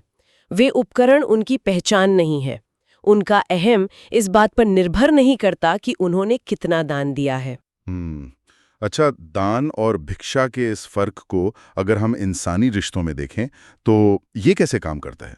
क्योंकि स्रोत में महाभारत और भागवत की 2 बहुत मशहूर कहानियां हैं जो इस बात को एकदम साफ कर देती हैं। हाँ, दोनों कहानियां बचपन के दोस्तों की हैं। बिल्कुल, लेकिन दोनों के अंत जमीन आसमान जितने अलग हैं। ये कहानियां भिक्षा और दान के सैद्धांतिक अंतर का सबसे जीवंत उदाहरण है। पहली कहानी महाभारत से है, राजा द्रुपद और उनके बचपन के गरीब ब्राह्मण मित्र द्रोण की। द्रोण, जो बहुत गरीबी में जी रहे थे। भयंकर गरीबी में। उनके पास अपने बेटी को पिलाने के लिए दूध तक नहीं था। तब उन्हें अपने बचपन के वादे की याद आती है, जहां द्रुपद ने कहा था कि राजा बनने पर वे अपनी आधी संपत्ति द्रोण के साथ बांटेंगे। सत्ता के नशे में द्रोण को बेइज्जत किया होगा, क्योंकि एक शक्तिशाली राजा और एक गरीब भिखारी भला बराबर कैसे हो सकते हैं? द्रुपद के लिए तो ये राजशाही प्रोटोकॉल का उल्लंघन था। एकदम सही। द्रुपद ने द्रोण का सरेआम अपमान किया। उन्होंने कहा कि मित्रता केवल बराबर वालों में होती है। द्रुपद ने ताना मारा कि एक ब्राह्मण होने के नाते द्रोण को या तो कोई सेवा करके दक्षिणा कमानी चाहिए या फिर भिक्षा मांगनी चाहिए। उफ, ये तो बहुत कड़वा था। हाँ, राजा के दरबार में आकर बचपन के वादे का हवाला देकर संपत्ति पर अधिकार जताना द्रुपद की नजर में मूर्खता थी। और इस एक घटना ने द्रोण के भीतर प्रतिशोध की ऐसी आग भड़काई जो अंततः कुरुक्षेत्र के भयानक युद्ध का एक बहुत बड़ा कारण बनी। यार, यहाँ एक बहुत ही महत्वपूर्ण शब्द सामने आता है, दर्शन। द्रोण और द्रुपद दोनों ही एक दूसरे का दर्शन करने में विफल रहे। बिल्कुल, दर्शन का मतलब सिर्फ आंखों से देखना नहीं है। हाँ, बल्कि गहराई से समझना है। द्रुपद द्रोण की उस झिझक और मजबूरी को नहीं देख पाए जिसने एक स्वाभिमानी ब्राह्मण को दरबार में आकर अपना हिस्सा मांगने पर मजबूर किया। और द्रोण अपनी गरीबी में इतने अंधे हो चुके थे कि वे ये नहीं देख पाए कि द्रुपद अब वो बचपन का दोस्त नहीं रहा, बल्कि एक ऐसा राजा बन चुका है जो नियमों से बंधा है। दोनों का अहम आपस में टकरा गया। बहुत सही कहा आपने। और अब अगर हम इसकी तुलना भागवत की कहानी से करें तो तस्वीर पूरी तरह बदल जाती है। राजा कृष्ण और उनके गरीब ब्राह्मण मित्र सुदामा की कहानी। सुदामा की हालत भी तो द्रोण जैसी ही थी। हाँ, सुदामा भी वैसे ही भयंकर गरीबी से जूझ रहे हैं और अपनी पत्नी के कहने पर कृष्ण से मिलने द्वारका जाते हैं। सुदामा की बाहरी हालत द्रोण जैसी ही है, लेकिन उनके भीतर का मनोविज्ञान पूरी तरह अलग है। सुदामा दरबार में जाकर अपना अधिकार नहीं जताते। और सबसे बड़ी बात, इतनी भयंकर गरीबी के बावजूद वो खाली हाथ नहीं जाते। बिल्कुल नहीं। वे कृष्ण के लिए अपने हिस्से का खाना बचाकर मुरमुरे की एक छोटी सी पोटली भेंट के रूप में ले जाते हैं। और यहीं सुदामा ने कृष्ण का दर्शन किया। वे कृष्ण के राजा होने का सम्मान करते थे। और दूसरी तरफ कृष्ण का नजरिया देखिए। कृष्ण ने क्या किया? कृष्ण ने सुदामा की गरीबी पर तरस नहीं खाया। अगर वे तरस खाते तो सुदामा का स्वाभिमान आहत होता। इसके बजाय कृष्ण ने एक दोस्त की तरह सुदामा से स्नेह की मांग की, उस भेंट की जिद की। मतलब कृष्ण ने उन्हें एहसास दिलाया कि वो आज भी उतने ही महत्वपूर्ण हैं। हाँ, कृष्ण ने सुदामा से भिक्षा नहीं ली, बल्कि प्रेम का आदान प्रदान किया। सुदामा ने उस पूरे समय में कृष्ण से कुछ मांगा नहीं, लेकिन जब वे वापस लौटे तो उन्हें बिना मांगे ही सब कुछ मिल चुका था। ये बहुत ही भावुक कर देने वाला प्रसंग है। द्रोण जहां अपनी गरीबी और अपने अहम से चिपके हुए थे, वहीं सुदामा ने खुद को अपनी गरीबी से परिभाषित नहीं किया। और कृष्ण ने भी अपनी अपार संपदा को अपनी पहचान नहीं बनने दिया। सही बात है। जब हमारी पहचान हमारे धन या स्थिति से नहीं जुड़ती, तब हम सामने वाले का सच्चा दर्शन कर पाते हैं। यही कारण है कि सुदामा और कृष्ण का मिलन निस्वार्थता का सबसे उत्तम उदाहरण माना जाता है। उन्होंने एक दूसरे को उनके असली रूप में स्वीकार किया। लेकिन अगर हम इस चीज को सिर्फ पैसे, राज्य या मुरमुरे बांटने से आगे ले जाएं, तो असली परीक्षा तब होती है जब हमें अपनी भावनाएं देनी होती हैं। वो कैसे? मतलब, क्या मोक्ष की सबसे अंतिम और शायद सबसे कठिन परीक्षा भौतिक उदारता नहीं, बल्कि भावनात्मक उदारता है? Emotional generosity. ये एक बहुत ही गहरा विचार है। इसे मनोविज्ञान और अध्यात्म में अनुमति देने यानी अलाउइंग की प्रक्रिया कहा गया है। अलाउइंग मतलब सामने वाले को जो वो है वो होने देना। बिल्कुल। क्या हम भावनात्मक रूप से इतने उदार हो सकते हैं कि दूसरों को वो होने दें जो वे असल में है, बिना उन्हें बदलने की कोशिश किए? यहाँ हमारे प्राचीन ग्रंथों रामायण, भागवत और महाभारत के 3 बहुत ही मार्मिक और दुखद अंत का विश्लेषण किया गया है जो इसे स्पष्ट करते हैं। अगर हम इन तीनों कहानियों के अंत को देखें ना, तो वे सच में बहुत ही दिल तोड़ने वाले हैं। रामायण में सीता को वनवास जाना पड़ता है। हाँ। भागवत में कृष्ण अपनी प्रेमिका राधा, गोपियों और अपनी मां यशोदा को छोड़कर मथुरा चले जाते हैं और फिर कभी लौटकर वृंदावन नहीं आते। ये भी बहुत बड़ा त्याग था। और महाभारत के अंत में जब कुरुक्षेत्र का युद्ध समाप्त होता है, तो गांधारी अपने 100 पुत्रों की मृत्यु के भयंकर शोक में टूटकर कृष्ण को ही श्राप दे देती हैं कि उनका भी पूरा वंश नष्ट हो जाएगा। अब देखिए, अगर हम इन घटनाओं को एक आम इंसान के नजरिए से देखें, तो इन तीनों परिस्थितियों में भयंकर क्रोध, कड़वाहट और शिकायत होनी चाहिए थी। लाजमी है, किसी को भी गुस्सा आएगा। लेकिन यहाँ क्या होता है? सीता वनवास जाने पर भी राम से क्रोधित नहीं है। क्यों नहीं है? क्योंकि वे राम की स्थिति को गहराई से समझती हैं। वे जानती हैं कि एक राजा होने के नाते राम पर कितने भारी सामाजिक बोझ और मर्यादाएं हैं जो उनके व्यक्तिगत प्रेम पर हावी हो जाते हैं। सीता राम को उनकी सीमाओं के साथ अनुमति देती हैं। ठीक उसी तरह राधा भी तो कृष्ण से क्रोधित नहीं है। बिल्कुल। राधा जानती हैं कि कृष्ण का जन्म किसी बहुत बड़े उद्देश्य के लिए हुआ है। उन्हें अपना अलग मार्ग चुनना ही होगा। और राधा को अपनी पारिवारिक जिम्मेदारियों का भी पूरा एहसास है, इसलिए वे कृष्ण की राह में कोई भावनात्मक बाधा नहीं बनती। वे कृष्ण को जाने की अनुमति देती हैं। और महाभारत में जब गांधारी दर्द से तड़पते हुए कृष्ण को श्राप देती हैं, तो कृष्ण गांधारी पर क्रोधित नहीं होते। कृष्ण पलटकर उन्हें दंड नहीं देते। तो कृष्ण क्या करते हैं? ये क्रोध उनके उस अंधेपन, उस गहरे दुख और उस असुरक्षा से आ रहा है जिसके कारण वे अपने बच्चों को सही मार्ग नहीं दिखा पाईं। कृष्ण उनके क्रोध को पूरी तरह से स्वीकार कर लेते हैं, बिना अपनी आंतरिक शांति खोए। पर अगर हम इसे आम जिंदगी में देखें, मान लीजिए माता पिता अपने बच्चों से बहुत उम्मीद करते हैं कि वो एक खास करियर चुनें। अगर बच्चे मना कर दें तो माता पिता का अहम आहत हो जाता है। हाँ, ये तो रोज की बात है। तो ऐसे में एक सवाल उठता है यार, अगर हम सीता, राधा या कृष्ण की तरह बिना क्रोध किए सब कुछ मान लें, सामने वाले को मनमानी करने की छूट दे दें, तो क्या ये इंसान को कमजोर नहीं बनाता? क्या ये बिना रीढ़ की हड्डी के होने जैसा नहीं है, जहां कोई भी आकर आपको चोट पहुंचा सकता है? ये एक बहुत ही स्वाभाविक शंका है, लेकिन इसका जवाब असीमित मानसिकता यानी लिमिटलेस माइंड के सिद्धांत में छिपा है। वो कैसे? सीता, राधा या कृष्ण कमजोर नहीं थे। कमजोरी तब होती है जब कोई व्यक्ति किसी दूसरे पर पूरी तरह निर्भर हो और मजबूरी में सह रहा हो। लेकिन ये तीनों अपनी पहचान दूसरों के बर्ताव से नहीं लेते थे। अच्छा। सीमित मानसिकता वो है जहां इंसान सोचता है कि मैं बराबर मेरा और तुम बराबर तुम्हारा। इसमें इंसान हमेशा खुद को दूसरों से अलग, डरा हुआ और असुरक्षित मानता है। और असीमित मानसिकता कैसे काम करती है? असीमित मानसिकता में समीकरण बदल जाता है। वहां मैं बराबर तुम हो जाता है।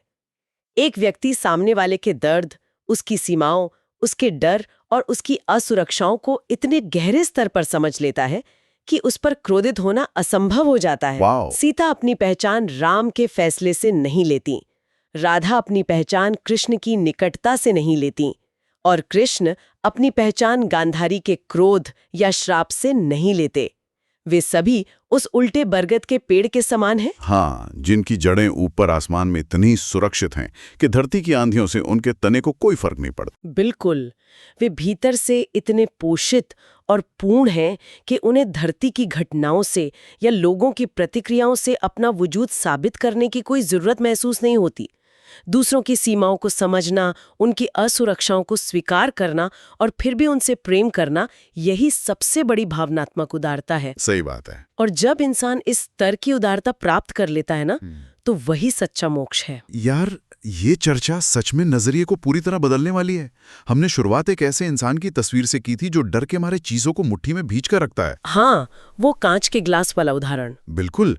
लेकिन हमने देखा कि कैसे गीता का वो उल्टा बरगद का पेड़ हमें बताता है कि हमारी असली जड़ें आसमान में, यानी हमारी आत्मा में है। हमने समझा कि जब हम ज्ञान की कुल्हाड़ी से बाहरी जड़ों को काटकर अपनी आंतरिक सुरक्षा पा लेते हैं तो हमारी पकड़ ढीली हो जाती है। इंसान राजसिक लेनदेन से उठकर सात्विक दान करने लगता है। हाँ, जैसे सुदामा ने कृष्ण का दर्शन किया। और अंततः इंसान सीता, राधा और कृष्ण की तरह उस असीम भावनात्मक उदारता तक पहुंच सकता है जहां वो दूसरों को सिर्फ अनुमति देना सीख जाता है।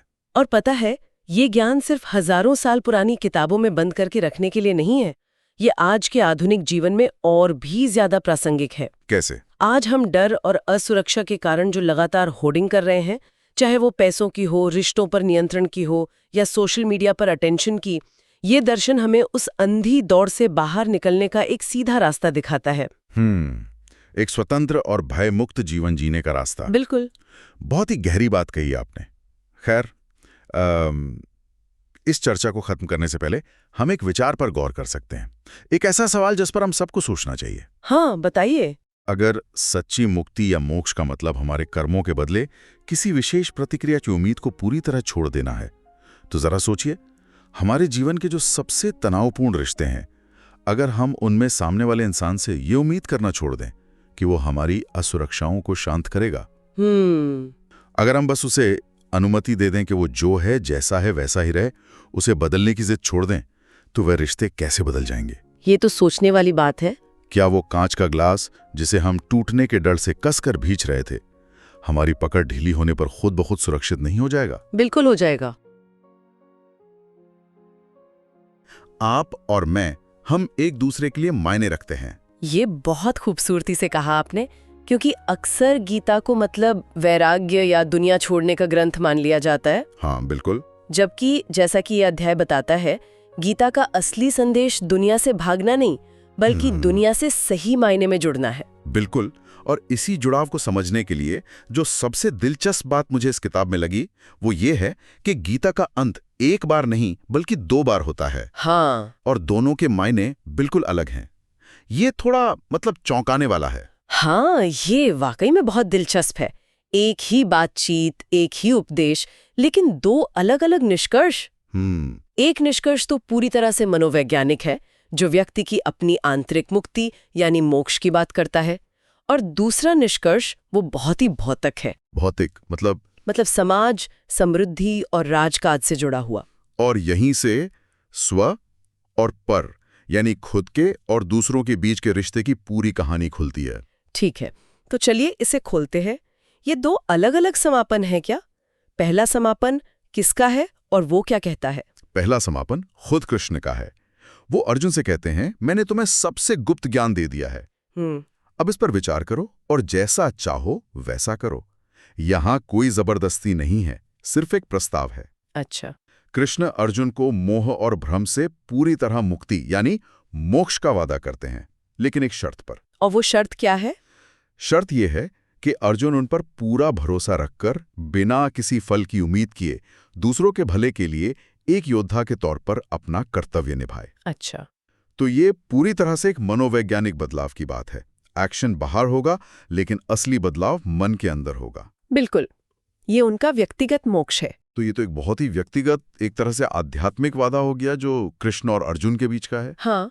लेकिन फिर ये दूसरा समापन कहाँ से आया और वो इतना अलग क्यों है? दूसरा समापन है संजय का। हमें ये याद रखना होगा कि हम ये पूरी बातचीत संजय के जरिए सुन रहे हैं। हाँ, जो धृतराष्ट्र को युद्ध का हाल सुना रहे हैं। बिल्कुल। तो संजय जब इस बातचीत का अंत करते हैं ना, तो उनका निष्कर्ष बहुत भौतिक, बहुत सांसारिक है। ओके।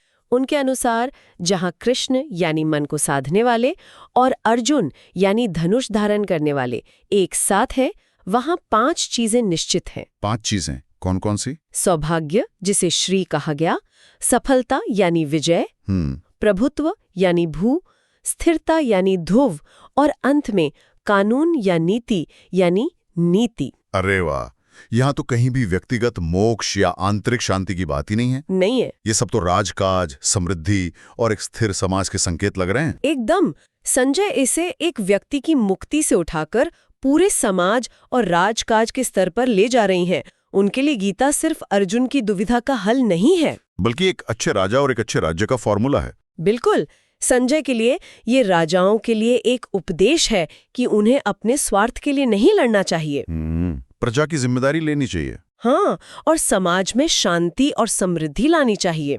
और यहाँ एक और गहरा संबंध है जो इस बात को और पुख्ता करता है। अच्छा। संजय के बताए 5 वादों में से श्री और भू वैष्णव पौराणिक कथाओं में भगवान विष्णु की 2 पत्नियों या कह सकते हैं 2 शक्तियों के नाम हैं। श्री और भू, ये तो श्रीदेवी और भूदेवी हुई।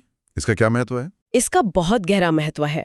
श्री यानी धन दौलत, प्रसिद्धि जैसी अमूर्त मतलब गतिशील चीजें, और भू यानी धरती, राज्य, संपत्ति जैसी भौतिक और स्थिर चीजें। तो संजय गीता को सीधे सीधे राजधर्म और एक संतुलित सामाजिक व्यवस्था से जोड़ रहे हैं।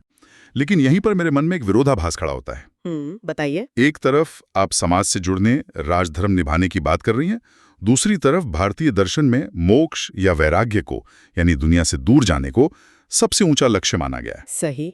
गीता इन दोनों को एक साथ कैसे देखती है? आपने बिल्कुल सही नस पकड़ी है।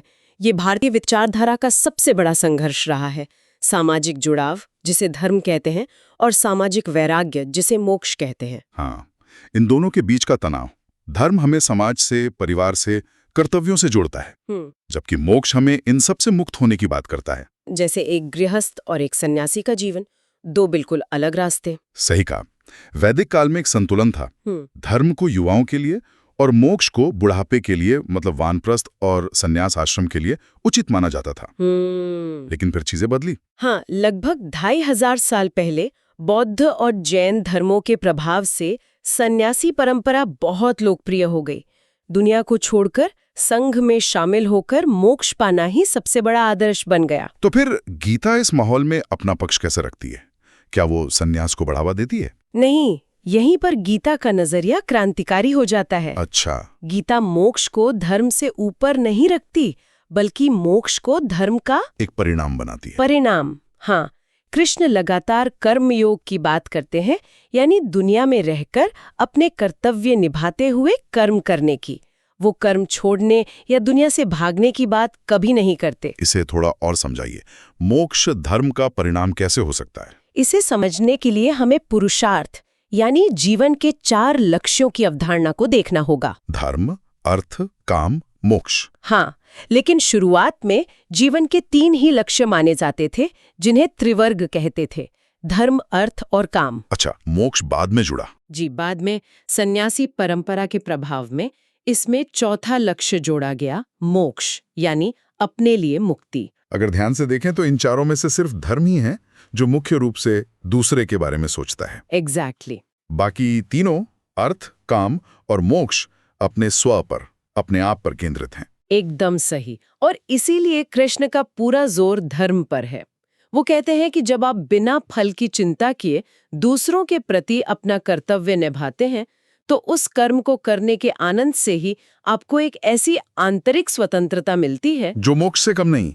आपको दुनिया छोड़ने की जरूरत ही नहीं है। बिल्कुल। इस जुड़ाव और अलगाव की बात को समझने के लिए मुझे लगता है जंगल की कहानियों वाला उदाहरण बहुत कमाल का है जो किताब में दिया गया है। हाँ, वो एक बेहतरीन बिंदु है। अलग अलग कहानियों में नायक जंगल जाते हैं, लेकिन लौटकर बिल्कुल अलग इंसान बनते। हाँ, आप बौद्ध पौराणिक कथाओं को देखिए।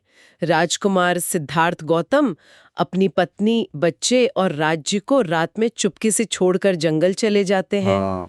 वहां वे तपस्या करते हैं, अपनी इच्छाओं के दानव मार को हराते हैं और बुद्ध बनते हैं। और जब वे लौटते हैं तो वो एक अलग ही व्यक्ति होते हैं। हाँ, जब वे लौटते हैं तो एक ज्ञानी शिक्षक के रूप में लौटते हैं, लेकिन एक पति, पिता या राजा के रूप में फिर से नहीं जुड़ते। तो उनके लिए जंगल की यात्रा का मतलब था दुनिया और रिश्तों से कट जाना, डिटैचमेंट। सही। वो समाज में वापस आते हैं, लेकिन सामाजिक बंधनों में नहीं। लेकिन हमारी अपनी पौराणिक कथाओं जैसे रामायण और महाभारत में जंगल की यात्रा का मतलब बिल्कुल उल्टा लगता है। उल्टा लगता है? हाँ। वहां तो नायक जंगल जाकर और ज्यादा सामाजिक हो जाते हैं। बिल्कुल। रामायण में राम 14 साल के लिए जंगल जाते हैं। वहां वो आदिवासियों से मिलते हैं, सुग्रीव और हनुमान से दोस्ती करते हैं, समाज के अलग अलग वर्गों को समझते हैं। हाँ, और जब लौटते हैं तो एक ज्यादा समझदार और महान राजा बनते हैं। महाभारत में भी पांडव बार बार जंगल जाते हैं और हर बार समाज के तौर तरीकों में और ज्यादा परिपक्व होकर लौटते हैं। तो उनके लिए जंगल रिश्तों से बेहतर ढंग से जुड़ना सिखाता है, उनसे भागना नहीं। सही। यहाँ तक कि शिव का उदाहरण भी इसे और साफ करता है, जो तो परम वैरागी माने जाते हैं। हाँ, वो कैलाश पर एक तपस्वी हैं जो प्रेम के देवता कामदेव को भी जलाकर राख कर देते हैं। वो दुनिया से पूरी तरह कटे हुए हैं। लेकिन फिर देवी शक्ति आती हैं। हाँ, देवी शक्ति आती हैं, उनसे विवाह करती हैं, उन्हें दुनिया से जोड़ती हैं, एक गृहस्थ बनाती हैं और उन्हें कैलाश से काशी ले आती हैं, जो कि एक शहर है, समाज का केंद्र है। बिल्कुल।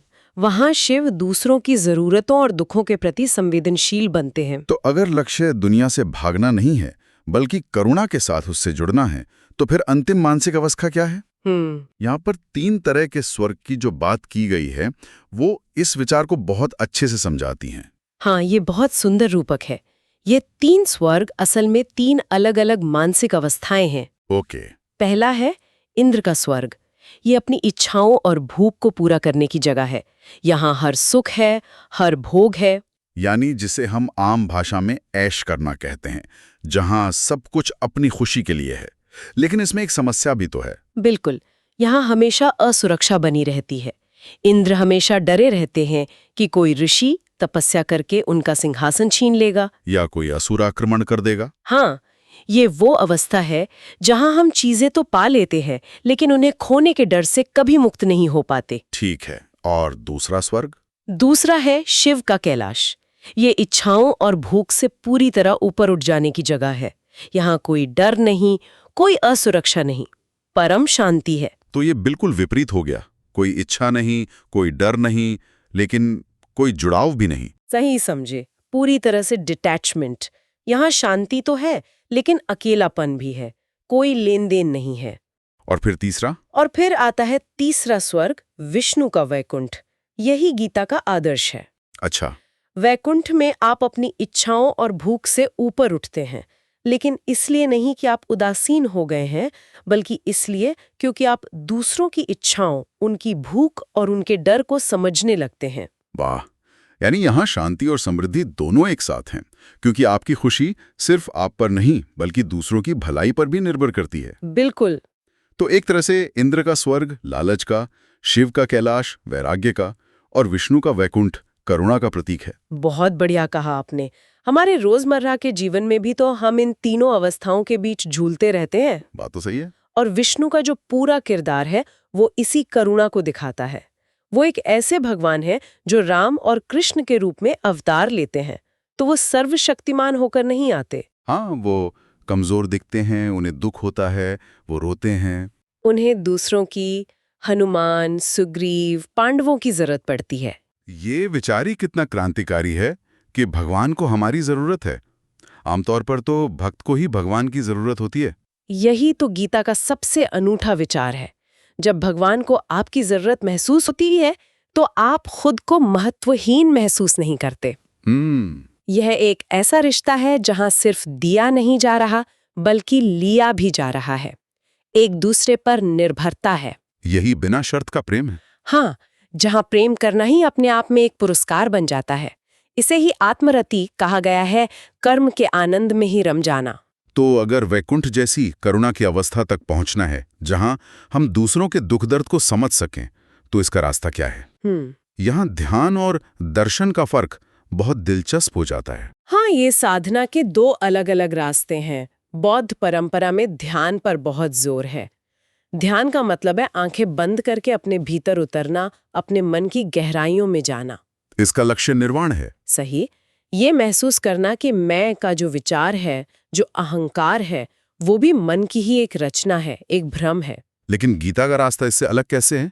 क्योंकि उसमें तो आंखें बंद करने के बजाय अर्जुन को आंखें खोलकर युद्ध के मैदान को देखने के लिए कहा जा रहा है। आपने बिल्कुल सही पॉइंट पकड़ा। गीता के बाद के पौराणिक हिंदू धर्म ने ध्यान के साथ साथ दर्शन को बहुत लोकप्रिय बनाया। दर्शन का मतलब है आंखें खोलकर देवता को या कहें कि दूसरे को देखना। यहाँ भीतर की यात्रा आपको बाहर की यात्रा के लिए तैयार करती है। मतलब आप आंखें बंद करके खुद को समझते हैं ताकि आप आंखें खोलकर दूसरे को समझ सकें। बिल्कुल। इसका लक्ष्य है ब्रह्म निर्वाण। ब्रह्म निर्वाण, ये निर्वाण से कैसे अलग है? निर्वाण में अहं का विसर्जन है, ये समझना कि मैं कुछ नहीं हूँ। ब्रह्म निर्वाण में अहं का विस्तार है। विस्तार। हाँ, ये समझना कि मैं और तुम अलग नहीं है, हम सब एक ही ब्रह्म का हिस्सा हैं। ब्रह्म निर्वाण है दूसरों की बनावटी चिंताओं, उनके डर और उनकी असुरक्षाओं के प्रति सहानुभूति रखना। तो जब हम बिना किसी पूर्वाग्रह के, बिना जज किए दूसरे को देखते हैं तो हमें उनमें अपना ही अक्स दिखाई देता है। हाँ, और तब हमें अपनी खुद की बनावटी चिंताएं समझ आने लगती हैं। तो इसका मतलब ये हुआ कि दूसरों को असल में देखकर और समझकर ही हम खुद को समझ पाते हैं। बिल्कुल। हमारा पूरा जीवन मेरी संपत्ति बनाम तुम्हारी संपत्ति के झगड़े में बीत जाता है, लेकिन गीता का रास्ता हमें इस झगड़े से उठाकर तुम्हारी असुरक्षा को देखकर मेरी असुरक्षा को समझने तक ले जाता है। दूसरे का दर्शन ही खुद के दर्शन यानी आत्मज्ञान तक ले जाता है। सही। जब दुर्योधन को देखकर आपको सिर्फ शत्रु नहीं बल्कि उसका डर और उसकी असुरक्षा भी दिखने लगे, तब आप ब्रह्म निर्वाण के रास्ते पर हैं। तो कुल मिला के गीता का संदेश दुनिया से भागना नहीं बल्कि उसमें और ज्यादा समझदारी और करुणा के साथ जीना है। हाँ, ये मुक्ति को कर्तव्य का परिणाम बनाता है, ना कि कर्तव्य से पलायन का। ये हमें दिखाता है कि असली खुशी बाहर की चीजें जीतने या हारने में नहीं है, बल्कि अपने भीतर से, अपने कर्म को पूरी निष्ठा से करने के आनंद से मिलती है। भले ही वो कर्म युद्ध के मैदान पर लड़ना ही क्यों ना हो। हाँ, ये हमें सिखाता है कि कैसे एक लड़ाई के बीच में भी हम खुद के और दूसरों के प्रति दयालु हो सकते हैं, और शायद यही गीता का असली वादा है। एकदम। और अंत में हम श्रोताओं के लिए एक विचार छोड़ जाते हैं जिस पर वे खुद सोच सकते हैं। गीता हमें दूसरों को समझने के लिए प्रेरित करती है। तो सवाल ये है, क्या हम अपने जीवन में ऐसे रिश्ते बना सकते हैं जहां हमारा मकसद एक दूसरे के व्यवहार को नियंत्रित करना ना हो, जहां हम एक दूसरे को उनकी भूख और उनके डर से ऊपर उठने में मदद करें? अगर ऐसा हो सकता है तो शायद हम सब अपने अपने कुरुक्षेत्र में ब्रह्म निर्वाण के रास्ते पर ही चल रहे हैं। आज हम एक बहुत ही दिलचस्प सवाल पर बात करेंगे। भगवद गीता के बाद आखिर हुआ क्या? हम सब ने वो कहानी सुनी है, कृष्ण का उपदेश, और फिर अर्जुन अपना गांडीव उठाते हैं और कहते हैं मेरा भ्रम दूर हो गया है। ज्यादातर लोगों के लिए कहानी वहीं खत्म हो जाती है। एक दिव्य उपदेश मिला और समस्या का समाधान हो गया और सब ठीक हो गया। हाँ, बिल्कुल। लेकिन क्या वाकई ऐसा ही हुआ था?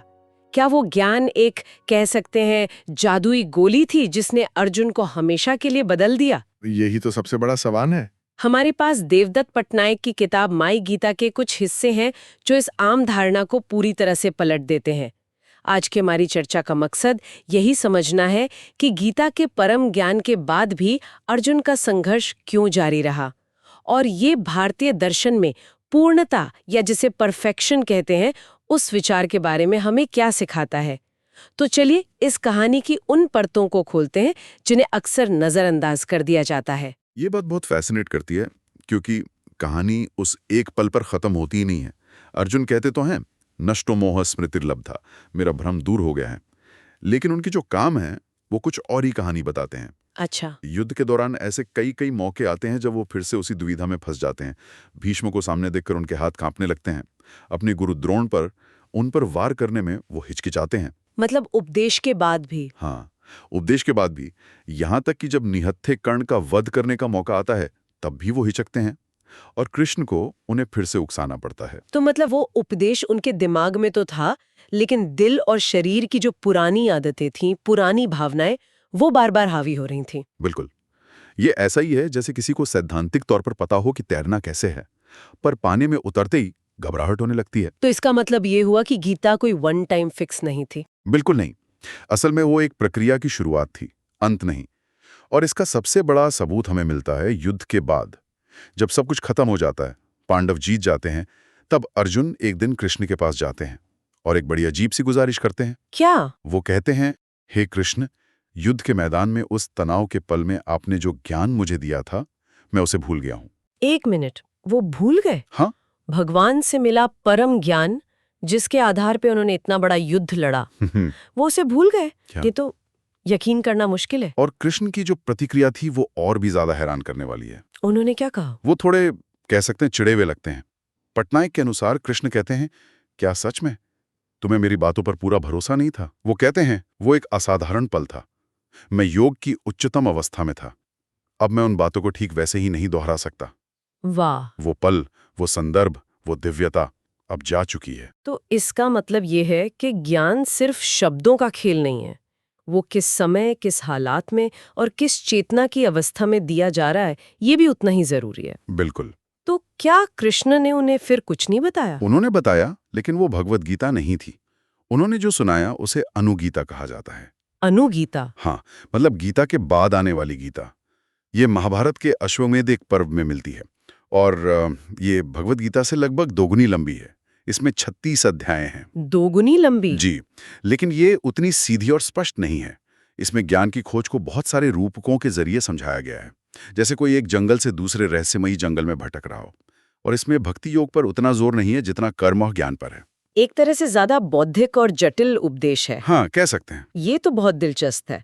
और मैंने सुना है कि एक काम गीता भी है। क्या उसका भी इससे कोई संबंध है? आपने सही पकड़ा। अगर अनुगीता ज्ञान के बारे में है, तो क्या काम गीता इच्छाओं के बारे में है? बिल्कुल। काम गीता का जिक्र भी महाभारत में आता है। जब युधिष्ठिर इच्छाओं और कामनाओं से मुक्ति का रास्ता पूछते हैं, तब कृष्ण उन्हें बताते हैं कि स्वयं कामदेव, यानी इच्छा के देवता, अपने बारे में क्या कहते हैं। और कामदेव का जो तर्क है वो बड़ा शानदार है। वो क्या है? वो कहते हैं, मुझे कोई नष्ट नहीं कर सकता। जो कोई हथियारों से मुझे मारना चाहता है उसे और ज्यादा शक्तिशाली हथियारों की इच्छा होने लगती है। अच्छा। जो यज्ञ करके मुझसे छुटकारा पाना चाहता है उसे और बड़े यज्ञ करने की इच्छा घेर लेती है। जो ज्ञान से मुझे जीतना चाहता है उसे और भी ज्यादा ज्ञान पाने की इच्छा हो जाती है। मतलब इच्छा को खत्म करने की इच्छा भी तो अपने आप में एक इच्छा ही है। हाँ, ये तो एक जाल जैसा है। आप जितना इससे निकलने की कोशिश करते हैं उतना ही फंसते जाते हैं। बिल्कुल। तो फिर इसका समाधान क्या है? क्या हम हमेशा अपनी इच्छाओं के गुलाम बने रहेंगे? और काम गीता एक बहुत ही व्यवहारिक, एक बहुत प्रैक्टिकल रास्ता सुझाती है। वो कहती है, इच्छा को नष्ट मत करो, उसे मोड़ दो। मोड़ दो? किस तरफ? उसे धर्म की ओर मोड़ दो। अगर तुम्हें इच्छा करनी ही है तो धर्म की इच्छा करो। ऐसी इच्छा करो जिससे तुम्हारा, तुम्हारे समाज का और पूरी दुनिया का भला हो। वाह! इस तरह इच्छा खत्म नहीं होती, बल्कि उसका रूप बदल जाता है और वो एक विनाशकारी शक्ति की जगह एक रचनात्मक शक्ति बन जाती है।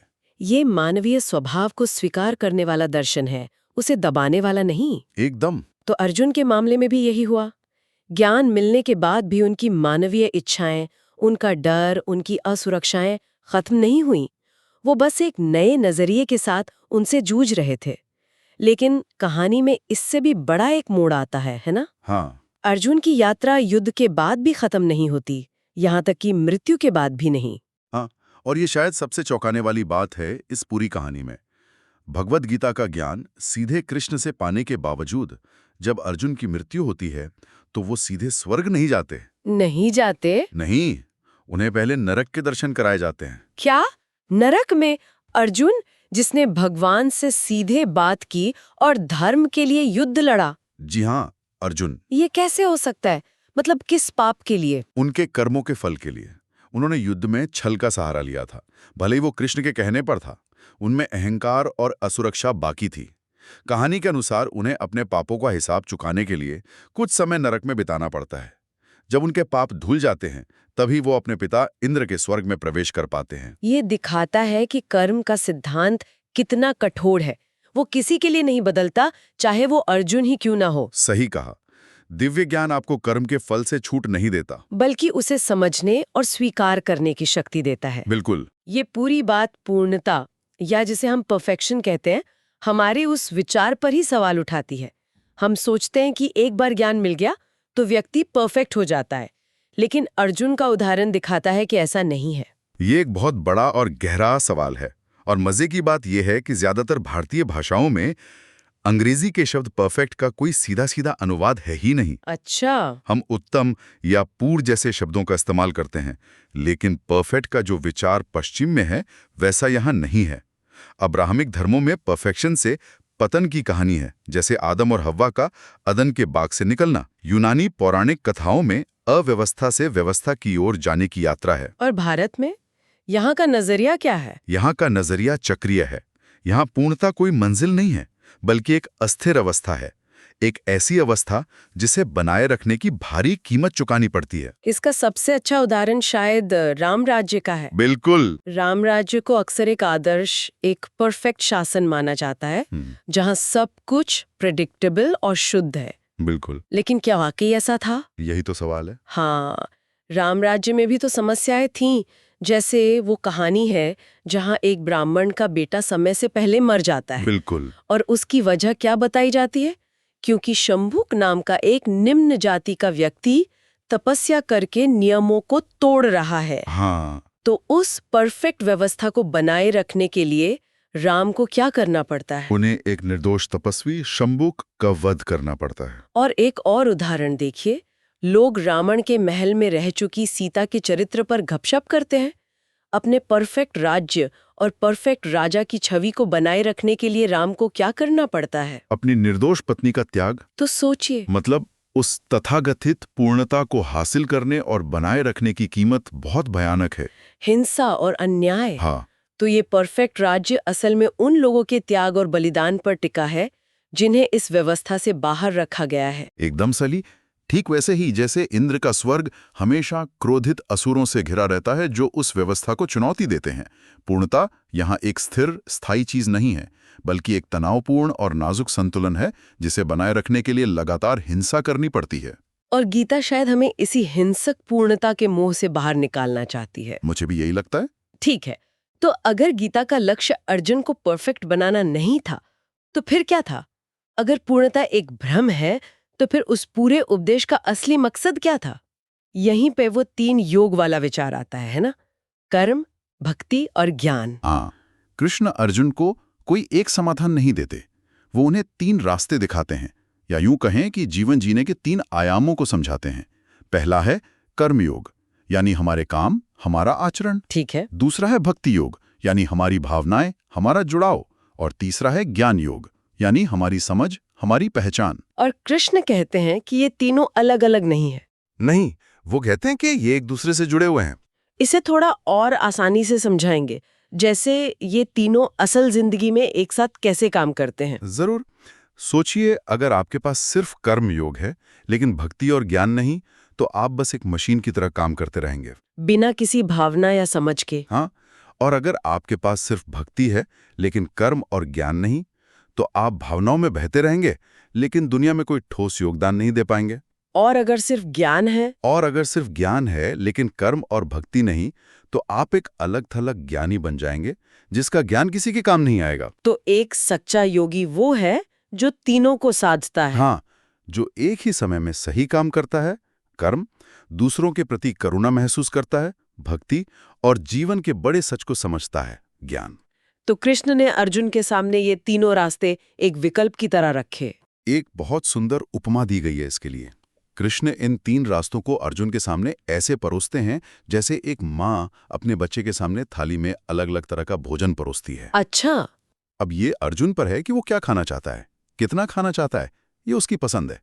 लेकिन एक बार भोजन पेट में चला गया तो उसका पाचन कैसे होगा, उससे शरीर को क्या पोषण मिलेगा? हाँ, इस पर अर्जुन का कोई नियंत्रण नहीं है। अच्छा, तो पाचन किस बात पर निर्भर करता है? वो अर्जुन की अपनी प्रकृति, यानी उसके गुण, सत्व, रजस, तमस और उसके संचित कर्मों पर निर्भर करता है। इसीलिए कृष्ण अर्जुन के बार बार संदेह करने पर या निराश होने पर हताश नहीं होते। बिल्कुल, वो जानते हैं कि अर्जुन अपनी प्रकृति के अनुसार ही प्रतिक्रिया देगा। ज्ञान को पचाने में समय लगता है और हर किसी का पाचन तंत्र अलग होता है। वो बस एक मार्गदर्शक हैं।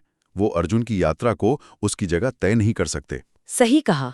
अब मुझे समझ आ रहा है कि कृष्ण क्यों कहते हैं कि हर व्यक्ति अपने तरीके से परमात्मा को खोजता है। हाँ, कुछ ध्यान से, कुछ तर्क से, कुछ कर्म से, और कुछ तो बस दूसरों के अनुभव को सुनकर। वो जानते हैं कि ये दुनिया अनंत है और यहाँ हर किसी को अपनी समझ और अपनी गति से बढ़ने का एक और मौका हमेशा मिलेगा। तो इस सारी बातचीत का निचोड़ क्या है? ये तो साफ है कि भगवद गीता किसी समस्या का एक झटके में होने वाला समाधान नहीं है, बल्कि यह एक कभी ना खत्म होने वाली यात्रा का नक्शा है, एक गाइड बुक की तरह। हाँ, एक गाइड बुक। यह हमें एक आदर्श मंजिल तक पहुंचाने का दावा नहीं करती, बल्कि जीवन के उबड़ खाबड़ रास्तों पर चलने के लिए कुछ जरूरी उपकरण देती है। यह हमें सिखाती है कि पूर्णता की खोज न सिर्फ एक भ्रम है, बल्कि कभी-कभी ये बहुत हिंसक और अन्यायपूर्ण भी हो सकती है।